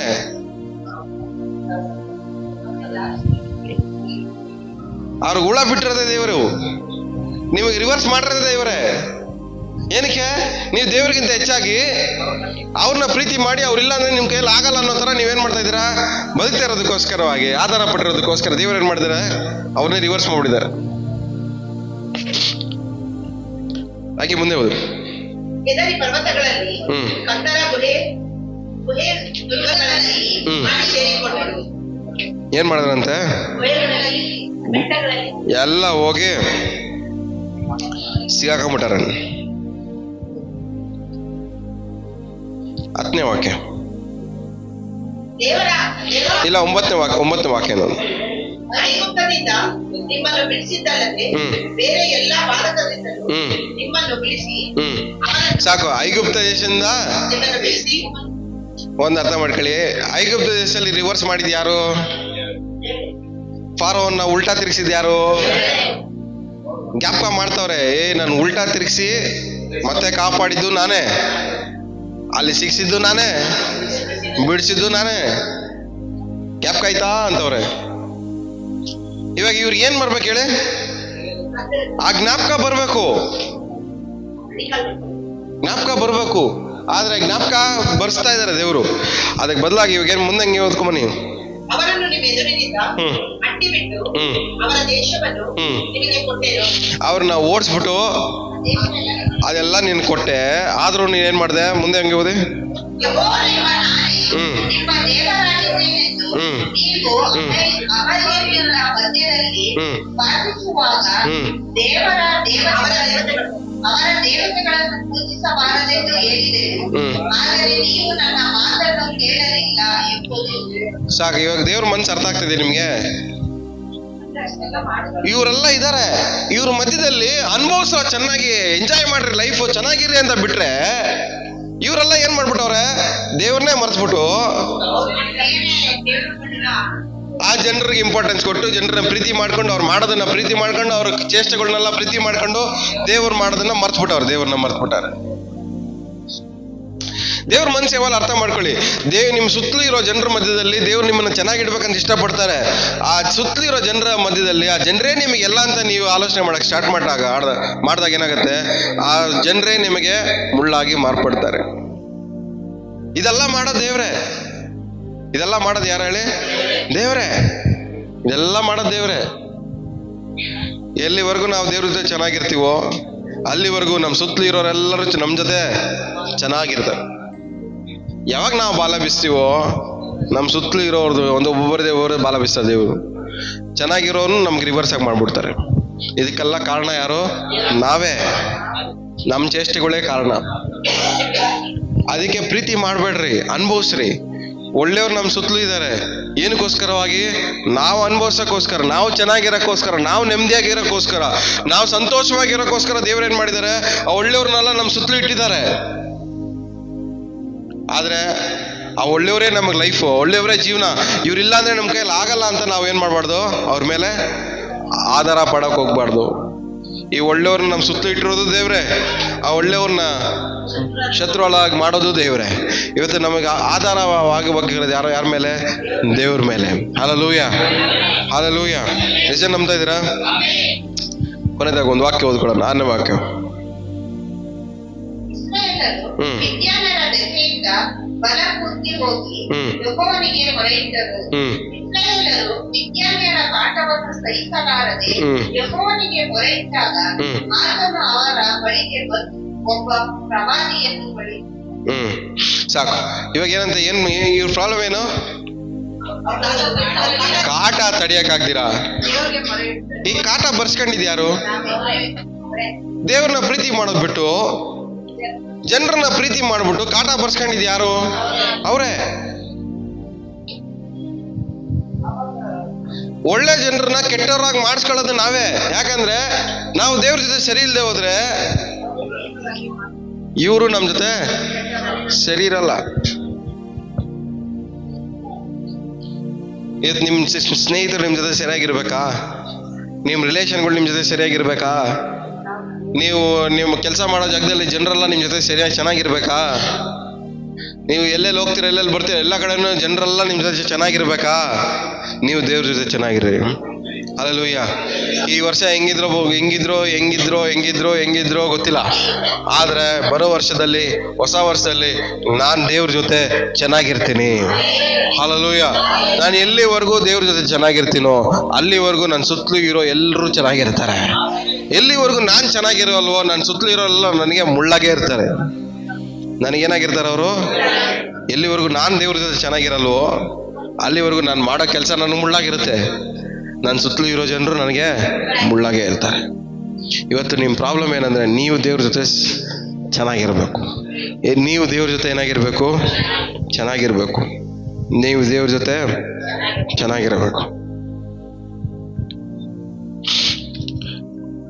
ನೀವು ದೇವ್ರ ಜೊತೆ ಚೆನ್ನಾಗಿರಿ. ಹಲ್ಲೆಲೂಯಾ. ನಾವೆಲ್ಲ ಇರೋ ಜಾಗದಲ್ಲಿ ಎದ್ದು ನಿಂತ್ಕೊಳ್ಳೋಣ. ಇವತ್ತು ನಾವು ನಮ್ಮ ಸ್ನೇಹಿತರ ಜೊತೆ ಚೆನ್ನಾಗಿದ್ದಿದ್ದು ಸಾಕು, ನಮ್ಮ ಬಂಧು ಬಳಗದವ್ರ ಜೊತೆಯಲ್ಲಿ ನಾವು ಚೆನ್ನಾಗಿದ್ದಿದ್ದು ಸಾಕು, ನಾವು ಕೆಲಸ ಮಾಡಿದ ಜಾಗದಲ್ಲಿ ಚೆನ್ನಾಗಿದ್ದಿದ್ದು ಸಾಕು. ದೇವ್ರನ್ನ ಪ್ರೀತಿ ಮಾಡೋದಕ್ಕಿಂತ ಹೆಚ್ಚಾಗಿ ಜನರನ್ನ, ವಸ್ತುಗಳನ್ನ ಪ್ರೀತಿ ಮಾಡಿ ದೇವರಿಂದ ದೂರ ಆಗಿದ್ದು ಸಾಕು. ಈ ವರ್ಷದಲ್ಲಿ ಮಾಡಿರೋ ತಪ್ಪುಗಳನ್ನೆಲ್ಲ ದೇವ್ರ ಮುಂದೆ ಅರಿಕೆ ಮಾಡೋಣ, ದೇವ್ರ ಮುಂದೆ ಒಪ್ಪಿಸ್ಕೊಡೋಣ. ದೇವರೇ,